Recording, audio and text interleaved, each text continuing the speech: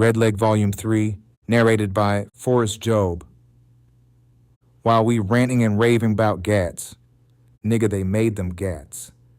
They got some shit that'll blow out our backs from where they stay at.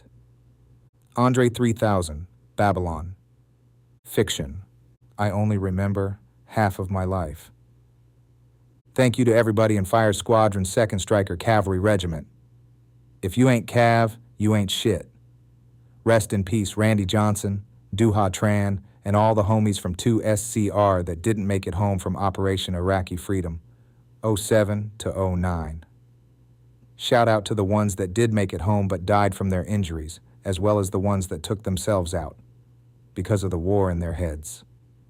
Thank you to my wife, my brother, my mom, and my grandma. To my kids, I love you.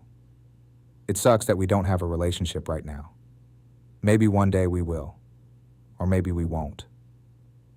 Everything happens exactly how and when it's supposed to. If you're a veteran reading this and are struggling with your mental health, check out psychedelic therapy. It has helped me a lot during my journey. Hopefully, my story will inspire you to tell your story. Be great and enjoy this book. Nothing is real. Nothing feels real. Life comes across as real until you do something unreal. Everything about going to Iraq didn't feel real. We rolled out of Vilsec in a blur. I remember the weight of my bags more than the words people said. Last smoke, last meal, last bullshit formation. They loaded us onto the buses in silence, boots scraping pavement, rifles slung, eyes alert. Some of us cracked jokes, not because we were relaxed, but because we were scared. It's what we did. Jokes were armor. I sat by the window and watched Germany pass by. Green hills, cows, fields like a damn postcard. Felt like I was watching a movie about someone else's life. Maybe I was. Before joining the army, I had never touched a gun. Now I was riding 4.5 hours with a brand spanking new M4 carbine rifle propped up between my legs. Muzzle down, of course. My rifle made me feel cool. Even though the M16 was more accurate than the M4, it did not look as cool. M4 built better for close quarters combat. That's the type of war we would be fighting. American arrogance is a hell of a drug. The United States was big white cock deep in 2 brown countries. It didn't look too good in Iraq or Afghanistan. That tends to happen when you destabilize 2 countries. Just thinking of how the United States was able to pull off 2 whole scam wars still blows my mind. I am glad our deployment orders switched to Iraq. Never been to Afghan, but heard it super sucked. Some of the guys told me that Afghan made Iraq look like an all-inclusive resort. Do you know why we were in Iraq? Do you know why we were in Iraq? Do you know why we were in Iraq? Because we didn't. Just follow the money. Some of that money paid for my shiny new M4. Traded in my musket for something fancier. Something more effective for an up-close and personal fight. Bush decided to have a buy one, get one sale on wars. According to Colin Powell, Iraq had plans to cook up weapons of mass destruction. As usual, Americans went along with what they were being sold. Some people protested. It's hard to take protesters seriously when they pass up homeless people to get to the rally. The January 6th folks were about that action, though. War does not touch Americans in the way it used to. Nobody got snatched up in a draft for my war. Parted ways with my humanity when I received my new M4. Uncle Sam sent me and the homies to fight sand niggas in Iraq in the name of democracy. Geopolitical beef never makes sense. Shock and awe. Saddam Hussein got snatched up.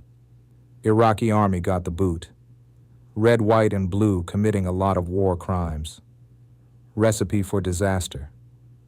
Operation Iraqi Freedom was not going well. The Bush administration replaced Iraq's dictator with a dysfunctional government. Basic services were not being provided. Unemployment numbers went all the way up. It did not take long for things to get out of control. To add more fuel to the fire, Sunni and Shiite Muslims decided to go to war. Sunni and Shia are the Bloods and Crips of Islam. They had enough energy to fight each other and us at the same time.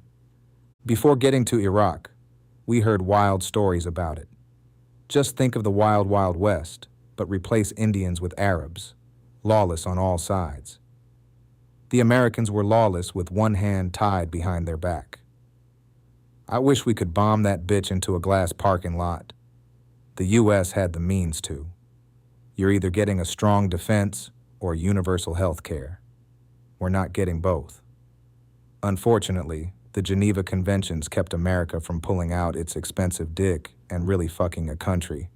Uncle Sam has all kinds of toys, could not use them all. Which is why it was a big reason why Iraq was not a quickie. Al-Qaeda, the next contestant. Just like with any smaller and less equipped force, guerrilla warfare is option number one. You will get tired before they will. They want it more than you. It is their home turf. America is always playing away games. Enemy blended in. Enemy strapped bombs to retarded people. Called them suicide vests, S-vests. Enemy used American artillery shells to make improvised explosive devices, IEDs. Those were the top killers. Enemy had snipers. Enemy had mortars and rockets. Rumors were coming out that enemy hung chicken wire from overpasses. The objective was to cut off the heads of soldiers standing in gunner's hatch. U.S. forces and the coalition of the willing had lost control of Iraq. General David Petraeus swooped in. Yeah, the same dude that got in some hot water over pillow talk. The Petraeus scandal was a series of events that garnered strong media attention when an extramarital affair between retired four-star general and then director of the Central Intelligence Agency, CIA, David Petraeus and Paula Broadwell, became public information. Pussy always be a nigga's downfall. Way before the scandal, General Petraeus turned things around in Iraq using counterinsurgency. He wanted to run a full-court press in both theaters. That required bodies to fuel America's war machine. Army deployments extended from 12 to 15 months. Soldiers got an extra $1,000 for every month they went over a year in Iraq or Afghanistan. Uncle Sam made some halftime adjustments. Petraeus wanted soldiers off of forward operating bases, FOBs, and living amongst the Iraqis. Units were tasked to build joint security stations, JSS, and contingency operating bases, COB. These fortified positions were set up in Iraqi towns. Often, somebody's house was picked to be occupied. Factories worked too. Uncle Sam did not give a fuck about what you had going on. Mission first, bitch. Army brigades got to the 12-month mark and received bad news. 3 more months in the shit. Brigades had to turn around mid-flight. 2nd Infantry Division out of Korea fell into the deployment rotation. Korea was a hardship tour because you could not bring your family. Soldiers did 1 year, then got to pick the duty stations of their choices. Up until the surge, Iraq and Afghan deployments were left out of the Korea experience. Uncle Sam needed more bodies.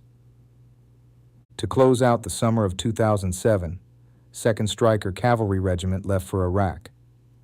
Operation Iraqi Freedom, OIF, 07-09. 4-hour bus ride to Ramstein. First leg of the trip. Deployments for soldiers. E4 and below sucked. For the first few years of your Army career, you get treated like a bitch. If you do not like it, then get promoted. I wore private first class rank for a year and a half. That was a long time to be a bitch. A bitch rolling in shit because shit rolled downhill. I got tasked with baggage detail. There I was, throwing out bags from under bus. We arrived at Ramstein Air Force Base. Bus pulled in front of old hangars, turned into temporary dorms. Got off bus, fell into formation, Given orders. Fell out with rest of privates on baggage detail. Bags dispersed and collected. Grabbed mine. Found bunk. Chief Rob picked out bunks for our squad. It consisted of Chief Rob, Coop, Romero, Lepore, Hahn, me, and Bell. The plane that was assigned to us was stuck up in Ireland dealing with mechanical issues. More waiting. Our dinner came in vacuum-sealed bags. Came with a sandwich, drink, fruit cup, nuts, and a dessert. Just chilled after dinner. Some played spades. I watched OZ on my portable DVD player. Lights out, lights on, morning hygiene. Put on AC Us. Formation. Ate breakfast. Formation. Waited for buses to take us to flight line. Buses came, we boarded. Smoke Rod took a head count. Arrived at flight line. Got off bus. Front-loaded my assault pack and rifle. Long line of soldiers from bus to plane. Line moved slow. Somebody took a picture of Corporal West and me with my digital camera. I took pictures of soldiers walking upstairs as we boarded plane. Then it was my turn to walk upstairs. One step at a time, reach top. Looked back and down to see where I started. Long line of soldiers behind me, greeted by flight crew, walked down aisle. Plane filled from back to front, no window seat for me. Put my rifle under seat, put my assault pack in overhead bin, pulled out a couple of XXL magazines.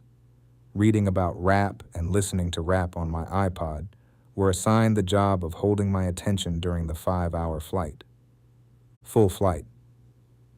A flight full of soldiers, plane fully boarded. Flight attendants demonstrated while instructions played.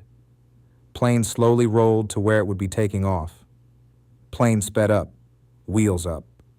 Read, listened to music, and made small talk with soldiers next to me. Flight attendants passed out meals, collected our trash after we finished. The energy shifted about an hour from our destination. As the plane descended, the temperature ascended. 90 degrees after midnight is crazy to think about. I could not believe that a place could be that hot that late. Plane landed. Welcome to Ali Al Salem Air Base. I already knew what I would be doing when I got off the plane. Deployment barely started, and I figured that being a private was going to suck way worse than it did back in garrison. Deployment sucked. Being a private sucked a lot. 2 sucks together, super sucked. Embrace the suck. Plane stopped, doors open, pulled my assault pack from overhead bin, grabbed rifle from under seat, walked up aisle. The flight crew thanked me for my service and wished me luck. I was going to need more than luck. Blow dryer blew hot air in my face as soon as I stepped out the door. I paused for a second, was not ready for ridiculous heat during crackhead hours. Took in a breath and walked downstairs. Why the fuck was it so hot? Formation, information, baggage detail. Sweating when the sun is down is no fun. My balls and ass crack were sweaty. No fun, no sun, but still hot. Loaded bags on bus. Boarded bus. Smoke Rod took a count. Camp Buehring, Kuwait, our next stop. It took an hour to get there. Dark out. Did not know if there was a latrine on bus. My bladder started to hurt. My deployment was not starting off fun. Arrived at Camp Buehring. Stopped at a checkpoint. Bus parked in the unloading area. My eyes fixated on Porta-Johns. Unloaded bus. I found Chief, stood at parade rest. Told him I needed to piss. He told me to hurry up. Taking a leak after holding it for a long time feels like a long orgasm. Artificial light came through vents. Read writing on wall. Shook penis. Got myself right. Jogged out to baggage detail. Formation.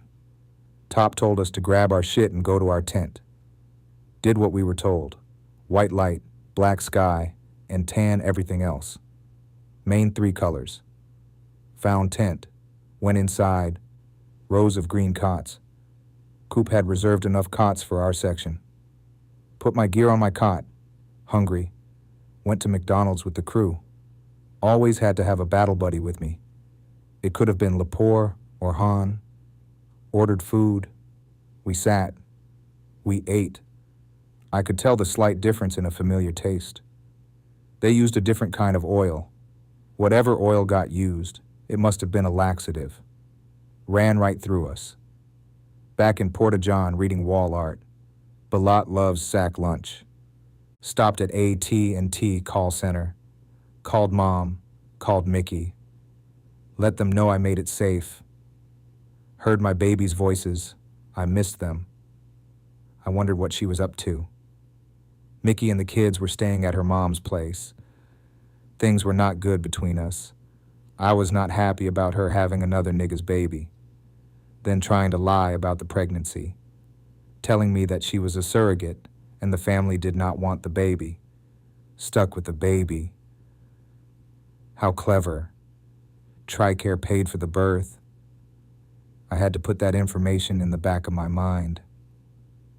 Mission first. Walk back to tent. Organize gear. Set up cot. Grabbed shower stuff. Battle buddy and me to the shower trailers. Thank God. Hot water. There would be times when there was no hot water or no water at all. Crapshoot. Felt clean. Walked to tent. Long day. I was so tired. Was out as soon as my head hit pillow. The Army teaches you how to sleep with limited space. Not a lot of room on a cot. Cots close together. Kept my duffel bag and gear under my cot. Woke up early but not super early. Dawns in the desert are beautiful. Grabbed my hygiene bag and a battle buddy. Open door. Tan sand everywhere. Tan tents everywhere. Walked to white shower trailers. Brushed teeth. Washed face. Went back to tent.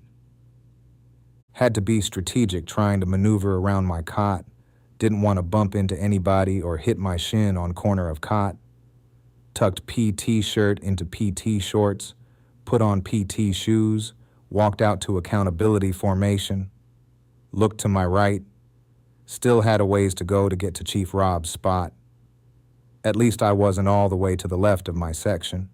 Chief Rob, Coop, Rome, me, Han, Lepore, Bell, and Moore made up the squad. Since we would be doing infantry shit in Iraq, we went from sections to squads. Once Top Dotson finished talking, PT started. Easy 3-mile run. Since it had been around a week since we did PT, so nobody was trying to go hard. Sand as far as the eye could see. Ran back to tent. Changed. Went to chow with my squad. That is where I got introduced to some of the best dining facilities DFAC, the Army, had to offer. Halliburton, the main contractor for the military, which included DFACS and laundry. Halliburton knew how to cut costs and hire third country nationals.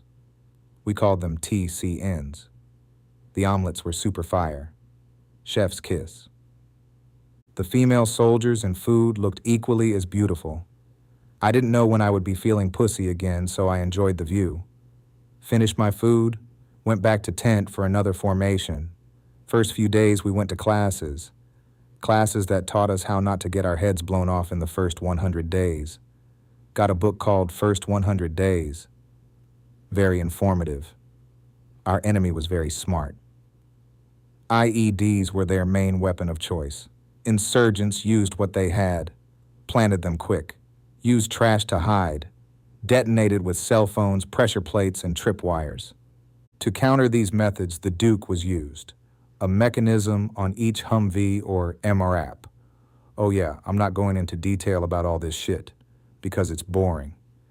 If you want to know what this stuff is, do your Googles. The Duke sent out an electric signal to jam cell phones. Some Humvees used mine rollers.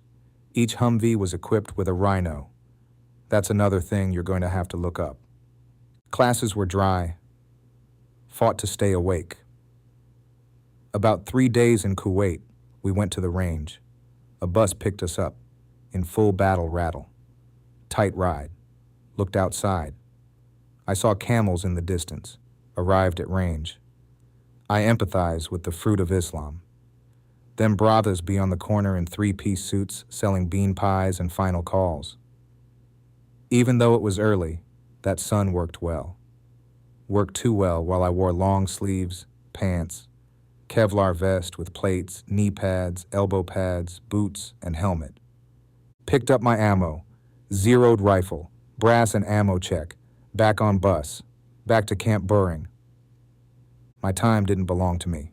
Peace, quiet, and doing nothing were luxuries. Everything that didn't involve completing some sort of task or training for Uncle Sam were luxuries. Sat around and waited for your name to be called so you could do something productive. Life with Uncle Sam was like a life with a black mom. Uncle Sam couldn't stand watching you do nothing. Wash some baseboards, boy. Practice tactical movements, boy. Train so that when the shit hit the fan, you could fall back on your training. Evenings in Kuwait were the best. All day, I looked forward to the oppressive sun going down, dinner chow, internet, and phone time. Never alone. Always went to those places with at least one other person. The AT&T phone center is where I went to call home. Sit down. Wooden partitions. Pick up the phone. Input calling card number. Dialed a number. Heard the familiar voice of Mickey, Mom, or Dad. I don't think I ever talked to my brother while I was away. The heat wasn't the only thing that my body needed to adjust to. A purple rash developed around my right ankle, and it caused swelling. I felt pressure around my ankle when I took a step. I thought a spider bit me in my sleep. Didn't see a bite mark, though. Showed Chief Rob. He told me to go to sick call with a battle. I probably went with Romero. Medic checked me in. Female physician assistant checked me out. Felt good to be in the presence of a woman. She didn't know what I had. It wasn't a spider bite. Good news. Most likely my skin had a bad reaction to the new environment. I got light duty. Got to stay back in the tent and be laid up in my cot. Never felt more lazy or useless. I wasn't supposed to be on my feet, so a plate of food was brought to me. This only lasted 1 or 2 days. Back to work, nigger. Kuwait got old quick. Camp Buring could be compared to county jail. A place where you sat and waited until you got your assignment to big boy prison. Watching OZ during my downtime was cool and all, but I didn't travel all that way just to watch OZ in a tent. OZ reminded me that I never wanted to spend a day in prison. We spent about 3 weeks in Kuwait. When the 3rd week came around, squadrons from my regiment started making the push north. Our vehicles made the trip by train. Stories were coming back that our vehicles were being shot at during the journey. Shit started to feel like it was getting real. Infantry squadrons went in first. Fire squadrons turned. Packed up my bags the night before. Woke up to a 90-degree morning. Stacked our bags outside and waited for bus to arrive. Bus arrived. Put bags under bus. Took bus from Camp Buring back to Ali al-Salem Airport. Got to the airport as the sun went down. Had to be there 3 to 5 hours before wheels up for the manifest. This flight was different. Suited and booted in full battle rattle. Bus arrived to flight line. Put our bags on pallet to be strapped down. Front loaded my assault pack. Loaded on to C-130. Picked up a bottle of water on the way in. Sat across from Lepore. I took a picture of him. Tight fit as everybody squeezed in. Pallet loaded after everybody boarded. Plane ramp closed. Red light illuminated inside of plane. C-130 slow rolled to main runway. We looked at each other as the plane accelerated. My stomach got lighter during liftoff. Next stop, Baghdad. Flight lasted about an hour and 15 minutes. To avert the risk of getting shot down by a surface-to-air rocket, the C-130 did a combat descent. That shit woke me up out of my sleep. It felt like a mid-air roller coaster ride. Couldn't wait for it to end. Plane leveled out. landed soon after, arrived at the green zone in Baghdad, got up, walked down the ramp, grabbed our bags off pallet.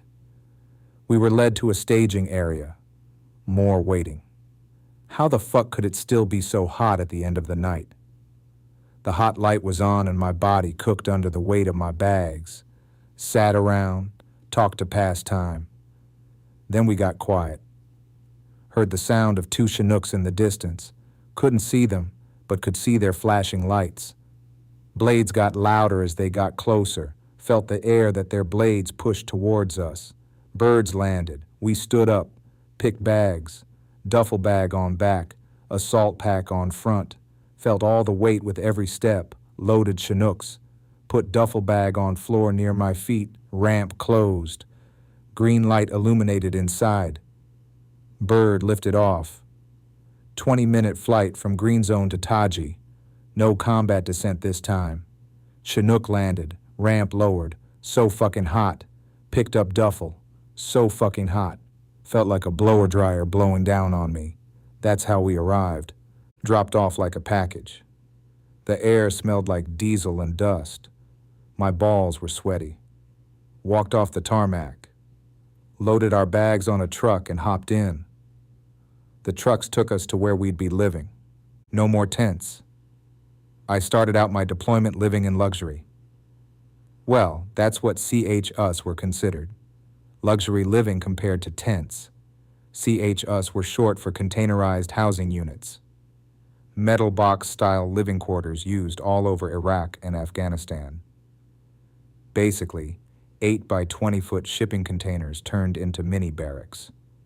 The basic of the basic. Each one came with a door, a window, and an AC unit. Each one had enough space for 1 to 3 soldiers, based on the setup. As usual, I was fortunate and got assigned to a 2-man room. Walls were thin so you could hear what was going on in the attached unit. Each CHU sat on concrete slabs or raised wood platforms. You were blessed with enough privacy to not lose your mind. Wall lockers split the room in half. Belle was my roommate. Lucky me. Latrines and showers were in their own trailers. We had to walk to them. Our us were surrounded by concrete T-walls, HESCO barriers, and sandbags. Bunkers were located nearby. Just in case there was a mortar or rocket attack, we had to get to the bunkers quick. Bunkers didn't guarantee complete safety. A story floated around about a mortar that bounced into a bunker and killed a couple of soldiers. If that happened, then they were destined to die that way. Super tired, but had enough energy to unpack my bags, shit, and shower. Then bed down. Fell asleep to the sound of the AC motor. The hardest time of a deployment is the first 90 days. When you go to prison, you only serve 2 days. The day you go in and the day you get out. During a combat deployment, you do every single day.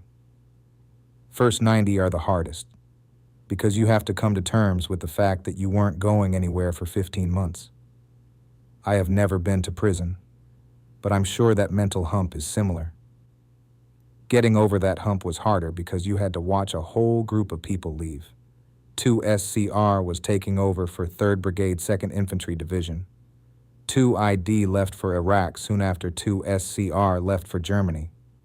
Training with a group of guys for a little over a year and a half before deploying to Iraq or Afghanistan was practically unheard of during those days. That time together made our bond stronger. The other hump you had to get over in your mind was the idea that every day a group of people were going to try to kill you. Sunnis and Shias were beefing. They possessed enough energy to fight each other and us at the same time. Their unofficial civil war peaked between 2006 and 2008. On February 22, 2006, the Al-Askari Mosque, a major Shia shrine in Samarra, was bombed. This triggered massive sectarian violence.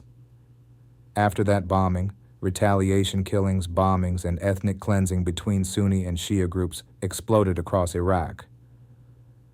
2006 to 2007 were the bloodiest years. Baghdad and surrounding areas especially turned into brutal battle zones. The U.S. launched the troop surge in 2007 to try to stabilize the situation. Technically, it wasn't a declared civil war, but on the ground, it absolutely functioned like one. Neighborhoods were ethnically cleansed, militias like the Mahdi Army, Shia, and Sunni insurgent groups waged all-out street battles, and civilians were often the main targets. The insurgents were ruthless. They did not give a fuck how they were going to accomplish their kills. Bitches and retards wore suicide vests, walking weapons. In our minds, if the enemy posed a threat, we didn't give a fuck if they were 5 or 55. They were getting smoked. Not humping was the hardest mental hump to get over. If I liked Bussy more than pussy, that wouldn't have been a problem. If I had more rank, getting some pussy wouldn't have been that hard. General Order Number 1 was also in place. Local pussy and higher-ranked pussy were off limits to me. Being married didn't help either. We weren't allowed to have porn either. I covered my walls with King magazine covers, though. Shout out to Corrine Steffens, Gloria Velez, and Melissa Ford. Didn't get thrown into the fire the first week. They mostly involved briefings. My squad would go to chow with each other. Took about 10 minutes to walk from our CHUs to CSM Cook DFAC. Third country nationals made some of the best omelets I tasted in life. I'd always get egg white omelets with ham, cheese, onions, and green peppers. Chef's kiss. Food and staying connected to the world were essential. About a half-a-mile walk from CHUs to Command Post, CP. The computer and phone center were located in the same compound.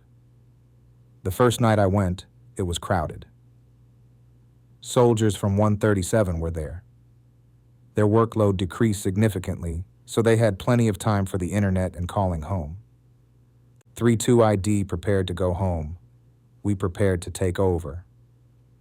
My squadron took over for 137 Field Artillery.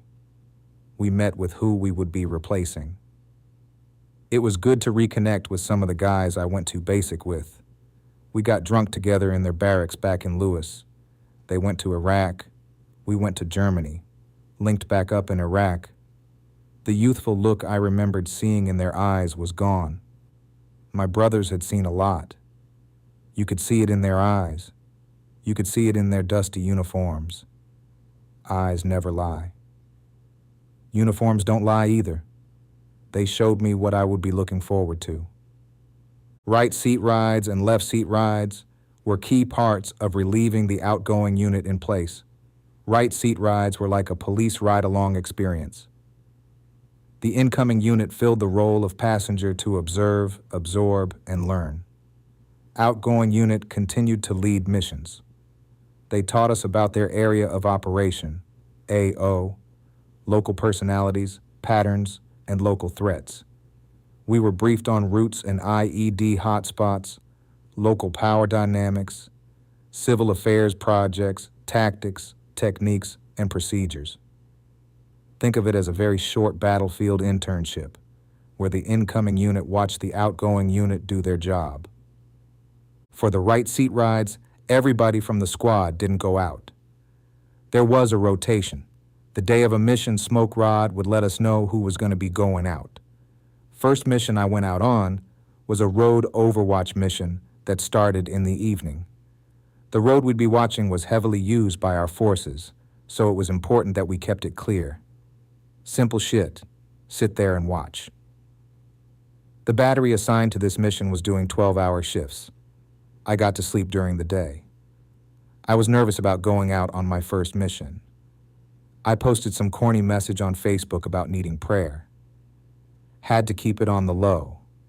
As to why I needed prayer because of operational security. The higher-ups preached operational security. Don't be posting mission times or details of the mission. Didn't want that information to fall into enemy hands. Didn't want to use it to make it easier to blow your head off. Chief Rob let me know that mission time was 1900. I had to backwards plan. That meant that I needed to be at the motor pool by 1700.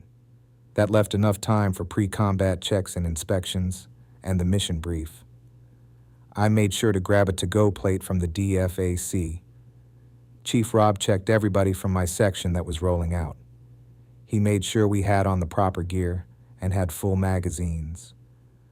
From there, we took the hike from our living area to the battery motor pool. Once there, we did our pre-combat checks and inspections and had a mission brief. We were told what to look out for, and my role was to be the gunner of the Humvee. I was given a crash course on how to operate the turret. The turret could rotate 360 degrees. You used a hand crack to get your spin on. The seat was a strap with very minimal padding, kind of like a mini hammock. Caging and camo netting covered the turret. I didn't have anything with me to keep me entertained for 12 hours. I wasn't supposed to. My main focus was to be watching that road. After our mission brief, I hopped into the gunner's hatch. I was given a headset to put on. Last-minute radio checks. Time to ride. We rolled down the main road, stopped at the checkpoint to report our passenger count. Then we rolled outside the wire. With a 4-vehicle convoy, there needed to be 360-degree security. The gunner's turret of the first Humvee faced forward, the second faced left, the third faced right, and the last faced the rear. Rolling outside the wire felt real and didn't at the same time. Everything was new for me. We passed up the locals on the way to our objective. Some looked up at us. Some kids waved. Others minded their business. We minded ours. Just as long as none of the Toyota pickup trucks tried to run up on us, then everything was all good. Physically, Iraq was feeling more real, but mentally, it didn't feel real that I was there. How did I get here? I knew how. Went from having sky-high anxiety the night before leaving Germany. Flight from Germany to Kuwait. Spending time in Kuwait. Flight from Kuwait to Baghdad, with a fun combat descent in between. Helicopter ride from Baghdad to Taji. Definitely wasn't in Kansas anymore. I really wish I remembered the names of the routes in Iraq. The only names that I remember are Main Supply Route, MSR, Tampa, and Route Tampa. Part of the perks of being in the Army is the travel. There I was in a foreign land that I would have never volunteered to go to on my own. During the drive to our objective, I was just taking it all in. The people, the goat herders, the Toyota trucks, the older compact cars. When I got to Iraq, I realized how much of a fucking scam that war was. Iraq was in a time warp. The country is 50 years behind the United States in terms of development. It fit the profile of a third world country, especially where we were at. Baghdad was the most modern part of Iraq. Taji sat in the rural outskirts. If you could see it for yourself, you would sarcastically ask yourself, so these people are supposed to be a threat? Fuck no. A threat to each other, but not us. It's so easy to scam Americans. So fucking easy to scam Americans. You just gotta use fear, and that's it. Fear and pussy will always sell. Hyper alert, hyper aware, hyper vigilant. All the things that I needed to be while I sat in the gunner's hatch. Pray to God that I don't take contact. Knew what to do, but I would not have known what to fuck to do.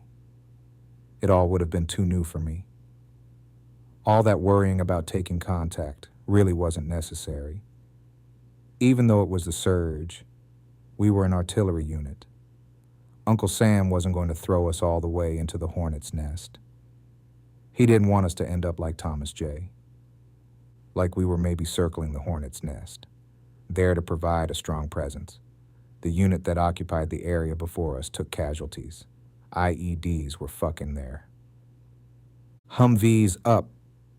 2 SCR got into some small skirmishes with the enemy. as they were taking over. But for us, there wasn't an immediate sense of danger. You didn't have to mark it on your calendar that danger was going to happen that day. If it did happen, it was more like, oh shit, danger happened today. Go out, watch a road, pray that my relief came out on time, my plan for the night. We get to the objective. The relieving squad checks in with the outgoing squad over the radio. All clear. Not a lot of small talk. The outgoing unit was just happy we showed up on time. They were ready to get back to the FOB. Day closer to getting home for them. A day further away from being home for me. I'm in the gunner's hatch, trying not to go crazy. At least there was a beautiful sunset to look at. The only other things I could look at were the tan landscape and a gray road. Peaceful. Occasional radio chatter coming through my headset. Didn't know the other soldiers in my truck. I tried to make conversation, but it was very limited. I was just asking questions here and there. Questions that would make me sound like a soldier that cared. I asked about what I should look out for and what to expect. The other soldiers in the Humvee gave me basic answers. They were so checked out, so ready to go home. Not trying to think about Iraq anymore. Only thinking about getting back to Fort Lewis so they could fuck fat bitches at Club Chub. When the sun went down, I put on my night vision goggles, NVGs. I'm glad they allowed me to rotate out of the gunner's hatch. Sitting on the makeshift seat beat standing the whole time, but the seat was made to not be too comfortable for a reason. I got out of the gunner's hatch. Soldier took my spot. I took his spot in the back seat, inside of Humvee dimly lit by navigation system screen. Each hour dragged by. Everything was too new for me to fall asleep. The Humvee didn't stay running all night. When it was off, that meant no AC. That meant stagnant, stale, hot, humid September night Iraqi air. At least the sergeant in my truck wasn't too much of a sadist. When it got too hot for him, he told his driver to turn on the truck to get some air flowing. When I had to piss, I went behind the Humvee to drain my main vein. Beeps from commo checks broke up the silence. Got back into Humvee. Every few hours I'd rotate back to the gunner's hatch. My imagination kept me entertaining. There wasn't shit going on out there on that road. Time moves slow when nothing is going on, so I got happy when the sun rose. I knew that I just had to suffer a few more hours before relief arrived. The sunrise was beautiful. An occasional vehicle drove through. As long as they didn't look like they were a threat, they got passed through.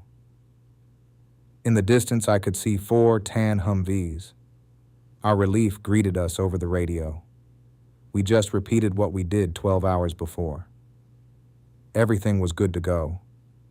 They took our spots and we headed back to Taji, made it back safely.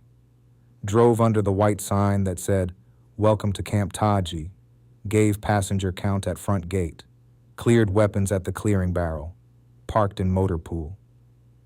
Since it wasn't my Humvee, I didn't have to worry about turning in the .50 caliber.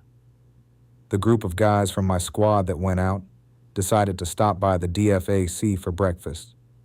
Who the fuck was going to turn down an omelet from CSM Cook DFAC? Not this nigga. After a hearty breakfast, we went to our CHS, checked in with Chief Rob for the game plan for the day. Shit. Shaved, showered, and hit the hay. There wasn't a lot of action going on during right seat rides. Who was getting all the action was this one female soldier. She had jet black skin, so I'll call her Private Darky. She was married, but that didn't stop her from getting some new dick. Private Darky worked in S1 and was a part of Advance Party. She got some advanced dick. She was fucking some NCOs and lieutenants from the unit we were relieving. You had to have some rank on you if you wanted that pussy. She wasn't fucking fellow privates. That's how the Army was like. If you got some army pussy while you was a private, your game had to be smooth. There was always some E6, E7, or maybe an E8 plotting on that young E4 and below pussy. One big change that happened when we were about to leave for Iraq was changing my battery's name from Archers back to Gators. We were Gators back at Lewis when we were 2-8FA, then switched over the Archers once we became Fire Squadron. We thought that shit was gay, so we were so happy when they told us we were changing back to Gators. We left that gay Archer's name behind, but brought our howitzers with us. Just for show, though, we didn't shoot them bitches.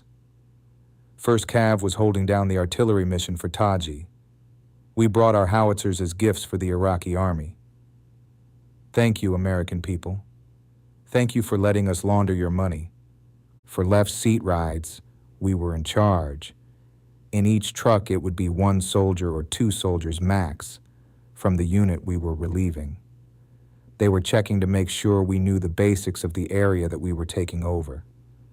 The responsibility of doing all the pre-combat checks, the pre-combat inspections, radio checks, making sure that the crew-served weapons were mounted, making sure that the ammo was loaded, that the first aid kit was packed, that we had water, had Gatorade. All that stuff fell on us. We were the ones running the show. A small handful of soldiers of the outgoing unit would roll out with us to answer any questions that we had. We would be the ones calling out the checkpoints. During the mission brief, react to contact/IED/ambush scenarios were talked through. Stay on your toes, stay alert, stay alive, and rely on your training. Left seat rides were easy. All we did was just go out and watch that same damn road. At least these missions were kind of like the bump missions that we went on back in Germany, in the sense that we weren't going to get fucked. If you know what a bump mission is, then you've been in the game for a long time. I went on a bump mission with one of our Camo soldiers back in Vilsec. He was dark-skinned and from Mississippi. The dark-skinned Mississippi niggas in the Army were fan favorites in Germany. Mississippi was extra country. He loved sporting his big old Mississippi belt buckle. On some random Friday night in the barracks, he told me that he met some hoes off of MySpace and asked if I wanted to roll with him and a couple of other soldiers. The hoes were about an hour away. Fuck it. I was down to go. Another opportunity to get some pussy that I didn't have to work too hard to get. Probably should have asked some questions, but my dick did all the thinking. Mississippi had never met the bitches in person before. When we got to the bitches, I knew I wasn't fucking. They didn't look like how they did in their pictures. The whole time I was at their apartment, I had the "what the fuck, dude" expression on my face. We didn't stay long, went to the club next. The hoes followed us. Makes me wonder what Mississippi told them while I was zoned out. It must have been a slow night because the pickings were slim in the club. Quiet hour-long ride back to Vilsec. No pussy for me that night, just like I wasn't getting any pussy during that deployment. Well, definitely early on. My schedule didn't allow me to be on the prowl. First mission that we did was 12 hours of just sitting on the road and watching. Some guys would rotate between gunners' hatches of our Humvees and being up in the guard tower. There was a Humvee in the front of the checkpoint, then maybe one a few meters behind it off to the side, then you had one that was covering the rear, and then of course another one behind it. Standard for when we rolled 4 trucks deep. Under the tower, there was an area where we could just sit and hang out until it was your turn to go to the tower or gunner's hatch. We played spades to pass the time, and that's basically what we did for the first few months. We played a lot of spades. We played so much spades that I never want to play another game of spades again. Watching a road was about as bad as watching paint dry. Occasionally a car would pass through, week on and week off of road watching. During the week, we weren't watching that boring-ass road. We were touching the hearts and minds of the people. Before the surge, the mission was to eliminate any enemy threats. During the surge, General Petraeus wanted troops off of the big FOBs and making their presence known in each town in our area of operations. We're supposed to be getting to know the people, figuring out who lived in each home and what everyone's role was in town. It was kind of like the movie Kindergarten Cop. Who is your daddy and what does he do? It was real easy. The first few months were super easy. We just go out to each town. Usually the lieutenant, platoon sergeant, squad leaders, and a few soldiers would dismount and walk through the town. They'd gather intel. The drivers and gunners would stay back with the trucks. Each job had his perks and his drawbacks. If you were the gunner, you had to make sure that the crew's served weapon was clean and ready to rock. You also had to keep your ass awake the whole time, too. No matter how bored you got, if you got caught sleeping, then your seat got taken away. Standing up for the remainder of your mission sucked ass. If you were the driver, you had to make sure that the maintenance on the truck was done. You were also responsible for commo checks. Drivers enjoyed air conditioning during missions, but the trade-off was the anxiety of possibly hitting an IED. Imagine you driving down a road. Your truck hits an IED, your homie gets killed. That's a heavy weight to carry. Back to the sucky part of being a gunner. The soldiers inside your truck would like to fuck with your gunner. Coop loved to take a lighter and put a flame to the gunner's booty. Or if the gunner wasn't looking, they would unstrap the strap and the gunner would fall. Even with all that, I'd rather stay in the truck than dismount for foot patrols. I hated foot patrols because of my flat feet and deformed ankles. Walking hurt, especially on uneven terrain. A perk of being a dismounted soldier was going into houses. The people were friendly. They showed us the hospitality that we didn't deserve. During meetings, we got to eat. Meat, bread, and chai tea. Good meal made up for a day when I had to help change a flat Humvee tire in 100-degree heat while outside the wire. First few months in Iraq were pretty routine, either watching a road or collecting intelligence from the people. Developing relationships helped improve our intelligence on what the insurgents were up to. Trusted informants would tell us where IEDs were being set up. They also told us about other enemy movements. We were pretty insulated, like we kind of knew what was going on in the other squadrons around us, but not too much. The only information that we got was the information that was fed to us from our leadership or by word of mouth. Shit didn't get real for Fire Squadron until Kilo Troop took a casualty on September 27th, 2007. Fire Squadron was an artillery squadron. Command decided to attach an infantry platoon with us. We had Humvees. They had Strikers. I guess Command wanted to beef up the squadron a little bit more with some more experienced infantry. Fire Squadron trained up in infantry tactics back in Germany, but it still wasn't an infantry unit. We didn't truly have that infantry mindset. We were more like an artillery unit cosplaying as an infantry squadron. We would see Kilo Troop here and there, but we really weren't close to their guys. Word came down that the night of September 27th, 2007, one of Kilo's Strikers hit by an IED. The IED was powerful enough to blast through. Out of everybody in the Striker, Sergeant First Class Randy Johnson lost his life. Details of what happened the event would come through sporadically. At first we heard that he died. Then we learned how he died. The IED blast ripped his butt cheek off, and he bled out. It was sad because you start to think about his brothers that he died in front of. You think about his family.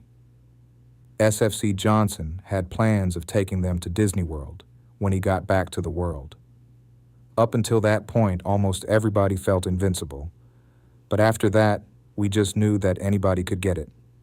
I could only imagine what it was like being in that striker, hearing SFC Johnson's last words fill my ears in the midst of chaos, in the midst of him bleeding everywhere, in the midst of his brothers feeling helpless.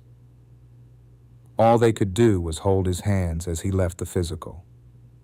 All they could do was call up a 9-line medevac. All they could do was carry him to the chopper with the medics so he could be carried away. When a soldier in your unit died, they'd shut down the internet until the soldier's next of kin got notified.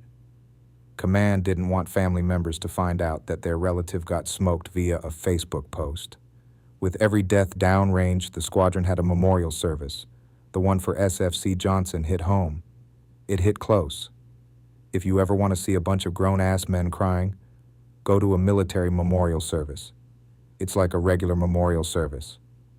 We were given a small glimpse into SFC Johnson's military service.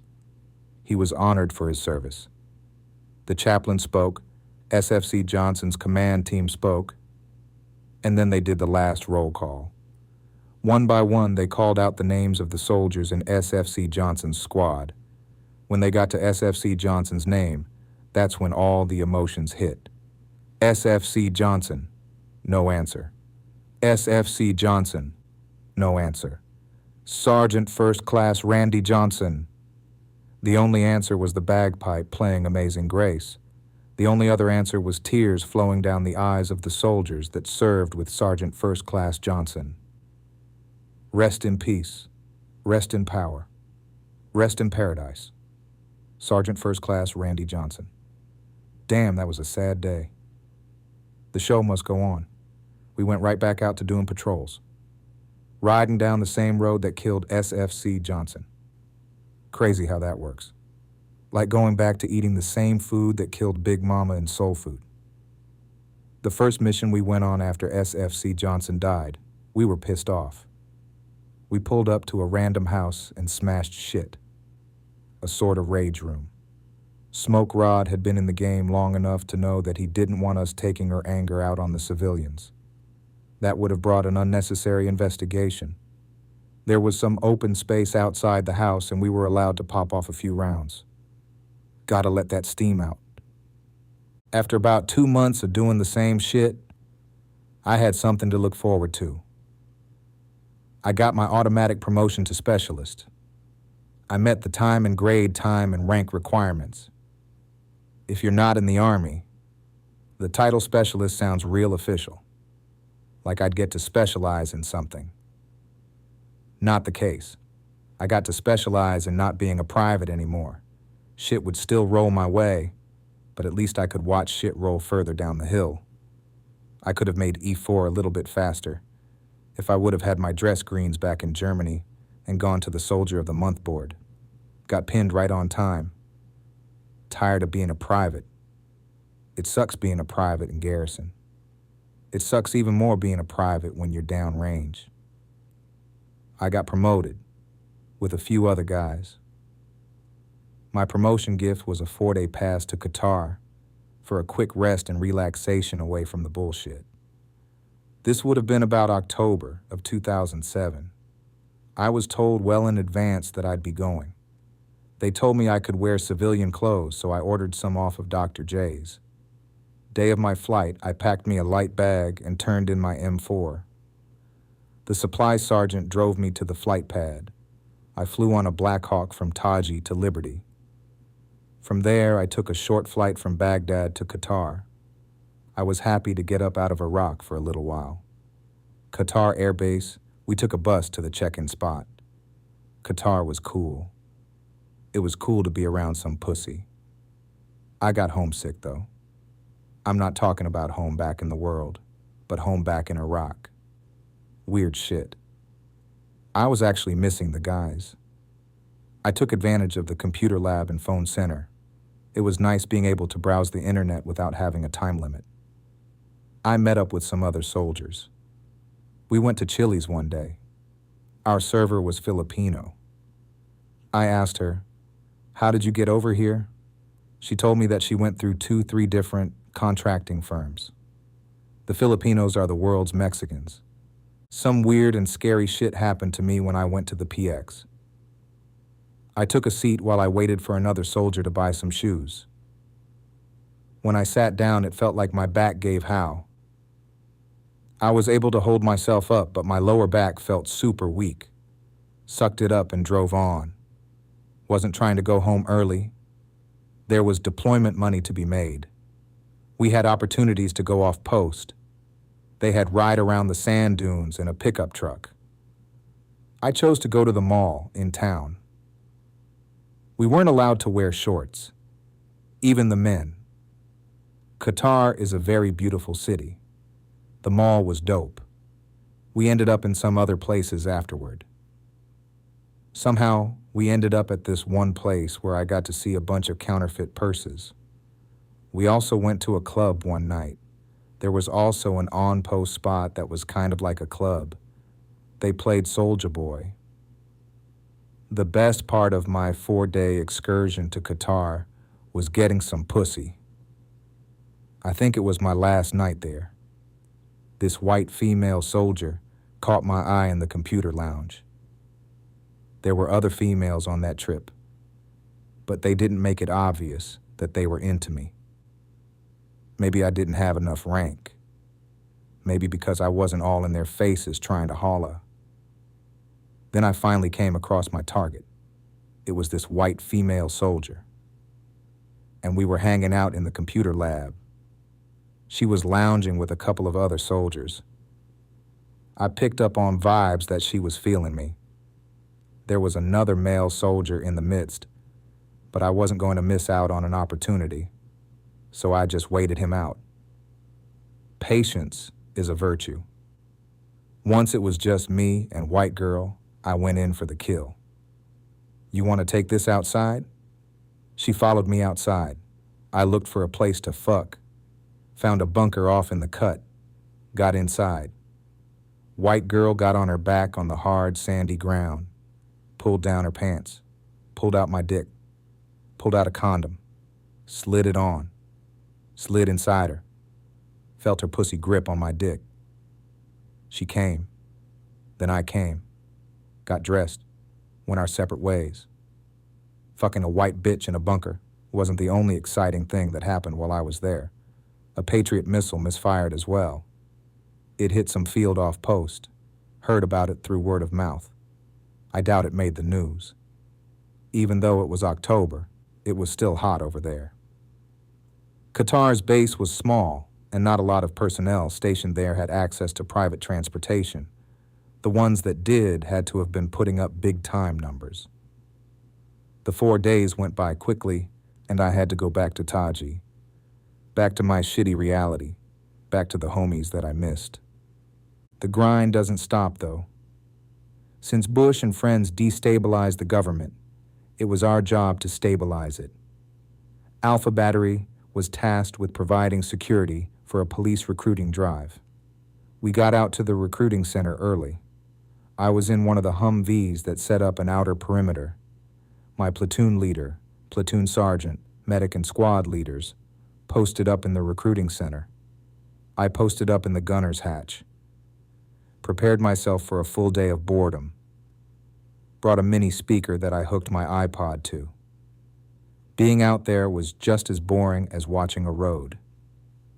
To entertain ourselves, my driver and I would toss out an MRE or Gatorade just to watch the kids fight for it. For my entertainment, I turned up Soulja Boy's Crank That Full Blast, pulled out my digital camera, and took a video of the kids doing the dance. Superman that hoe. Espinoza went AWOL. She was the fine Hispanic private bitch that everybody wanted to fuck. An NCO had her on lock back at Lewis. One of the privates in Vilsec that had a large amount of game was holding her down. That nigga tried to press me when we were in the field in Hohensfels because he thought I was trying to holler at his girl.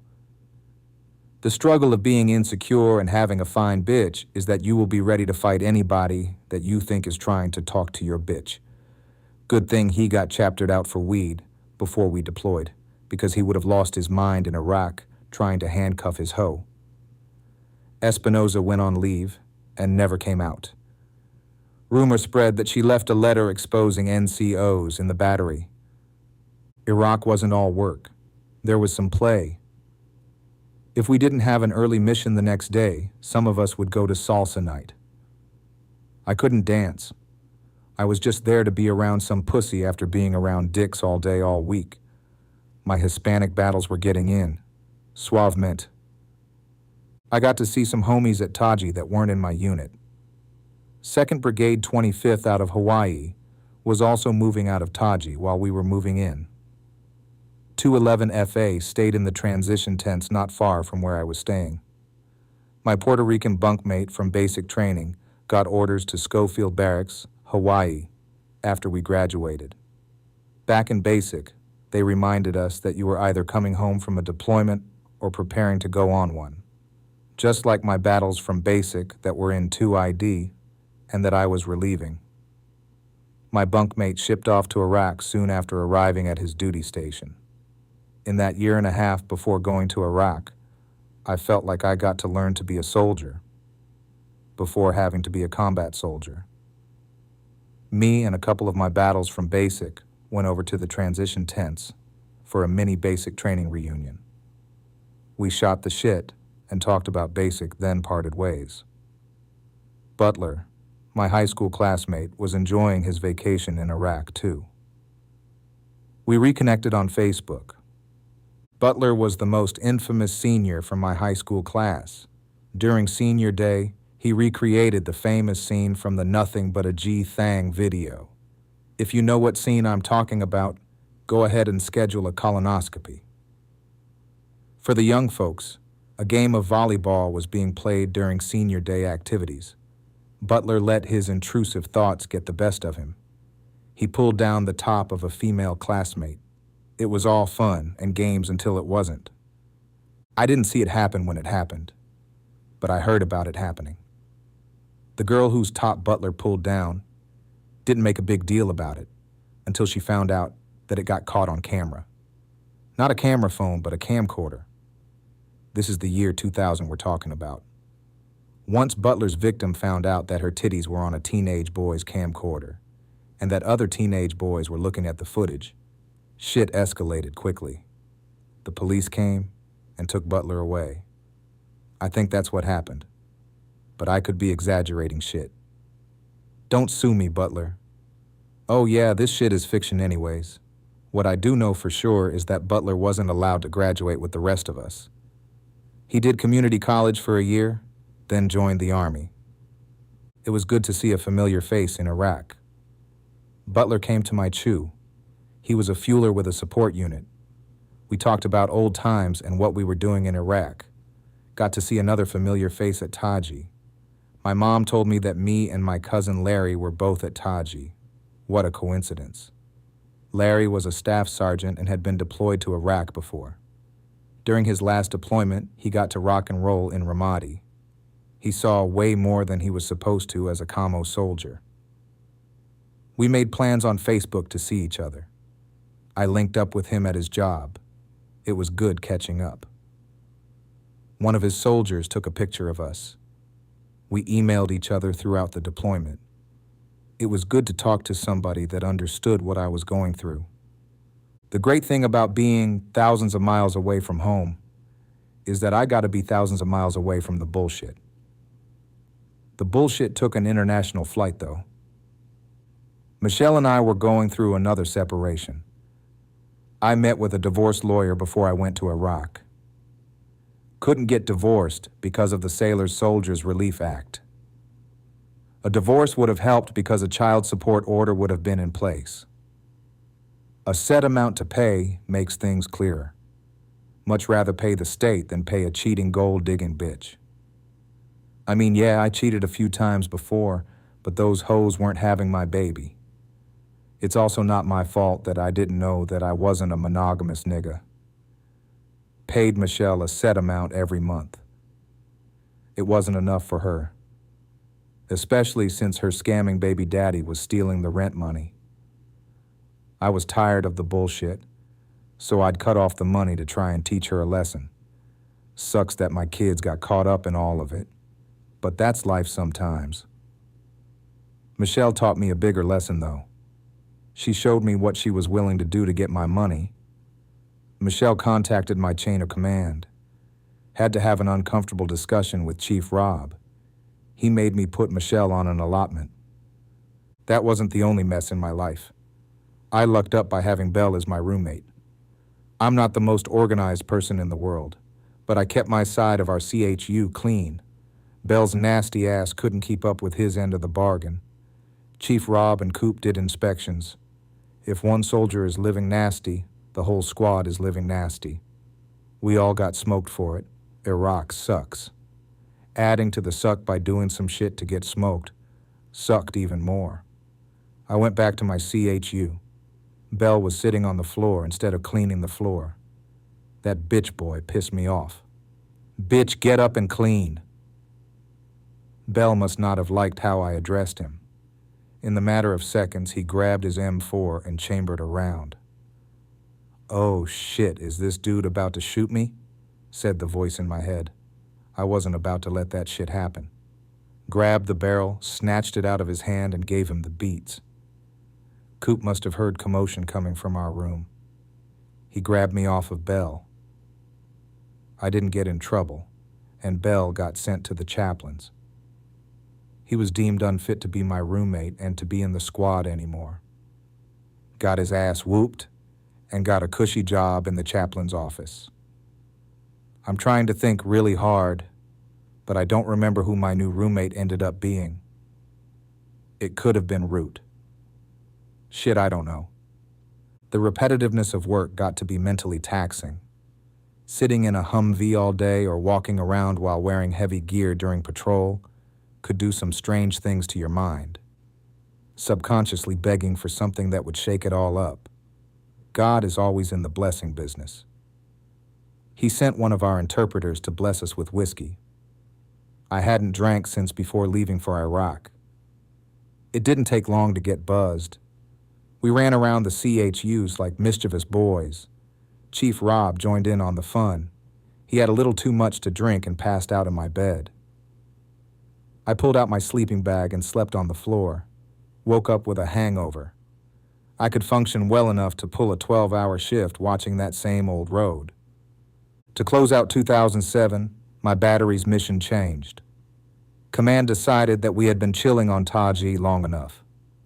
Time to push us out of our comfort zone. For the next adventure, we were to set up a joint security station, JSS, and work directly with Iraqi police. Chief Rob told us to pack enough uniforms and underwear to last about 2 weeks. Our new home would be an abandoned factory. The first night came with more suck to embrace. No lights out there. I used a headlamp to find my cot in a small building outside the factory. The priority for the night was to establish security. To the gunner's hatch I went. Sat there for about 4 hours, then my relief came. Went back to the building and looked for my cot, as quietly as possible. For the first month we provided security, while a construction unit put up T-walls, built guard towers, and built living quarters inside the factory. Platoons and squads in the battery would take turns going back to Taji for hot showers, masturbation, wild tigers, and a meal that wasn't an MRE. Living in close quarters was wearing on us. Chief Rob wanted me to get him a case of wild tigers. I came back to JSS Gator empty-handed and he was pissed. "I'm not your fucking slave," Rob replied with a shove that sent me stumbling back. Coop got in between us. I didn't know wild tigers were that serious, but I learned that day that they were. When life sucks, you just want some very simple pleasures. Later that day, Rob came out to my truck while I was on guard and apologized. I apologized for not getting him the wild tigers. Living quarters were completed pretty quickly. Upgraded from cots to bunk beds, luxury living. We were also living a crazy work schedule. 6 to 8 hour guard shifts, 4 to 5 hour presence patrols, a few hours of sleep in between. My sleep schedule was all over the place. I listened to opera to help me fall asleep. Guard shifts were like being in solitary confinement. When we first did guard shifts, there were 2 of us in the tower. I brought in 2008 with Rome. We got a hold of some near beers and celebrated New Year's Eve. Outside the wire, things were calmer than the blood-soaked months of 2006 to 2007, but nobody fooled themselves into thinking it was safe. The Baghdad-Mosul highway cut close to Taji, and it was still a magnet for ambushes. Roadside bombs, small arms fire, and the occasional complex attack reminded us that Al-Qaeda in Iraq wasn't gone, just waiting. Shia militias fired rockets into the Taji at night. Sometimes the bigger improvised, rocket-assisted mortars that landed with a punch you could feel in your chest. The alarm would sound, and we'd huddle in bunkers, hearts racing, and happy to be alive. Every time we drove from Taji to JSS Gator or JSS Gator to Taji, we'd take this road that ran parallel to a creek. The creek smelled like rotten eggs, a smell burned into your nose and your memory. Seeing people living in a landfill will forever be burned into my memory. I was in the gunner's hatch when we took a trip down Tampa, saw a big landfill, drove over a bridge. I looked down and was like, oh shit, there are people living down there. Took a video with my camera. Could see the people and smoke coming from landfill. People burned trash like we did back at our JSS wild shit. When the Iraqi police moved into our JSS, we did guard shifts with them. 1 soldier and 1 Iraqi police in each tour. We tried to get to know each other the best we could. Never take your eye off the Iraqi, though. Not a lot of trust there. Then they eventually decided to have us do 1-man guard shifts. Good thing I had an imagination, or I would have gone crazy up in that tour. I'd also sneak in my PSP and iPod for entertainment. Don't get caught with that shit, though. You were supposed to be focusing on looking out into the abyss. If you set up a good security system to tip you off whenever an NCO did tower checks, you could get in a cat nap. It wasn't really sleep, though, because you had to make sure you heard the radio checks. When it was called to prayer time, the prayer could be heard over a loudspeaker in a tower in the closest town. Pulling guard during winter is super booty. Before Iraq, desert and cold didn't go together in my mind. We even got some sleep one day. Doc Cordes took a picture of me taking a flake on my tongue. The coldest part of guard duty occurred during sunrise. Sun came up and pushed all that cold into your tour. Double socks so my toes wouldn't hate life. I asked my mom to send me heated socks. About once a week we'd go back to Taji to drop off laundry, pick up laundry from the week before, get food from the food court, take a shower, use the phone, and beat our dicks in peace. Battery commander thought it was a good idea to employ some locals to build us showers. While the workers worked, some of us were tasked with watching them work. Didn't need them to try any funny business. The joy of having showers didn't last long. Water started off brown, not a lot of hot water available. The better move was to take water bottle showers in the stalls. What brought us even more joy was having a computer and phone center built on site. I knocked out so many correspondence courses. Michelle and I communicated mainly by email. From Michelle to me. I just got your letters. I give up. Not going to live like this. You are not going to keep trying to throw shit in my face. You and I were not together. You were fucking around and doing what you do. Don't act like I owe you more than you did me. I give up. I just can't do it. You weren't a good father either. The things that your son needed, you didn't provide. You laughed when he voiced his concerns or just put them off. Like it or not, Cuttrell was there. He bought them things, took them places, and spent quality time with them. He really stepped up. I am grateful that he did. Hate me if you want, that's fine. Keep trying to tell yourself I owed you a great deal more than you gave me all you want. That's some bullshit. You cheated on me and beat me throughout our marriage. You thought I owed you more than you owed me.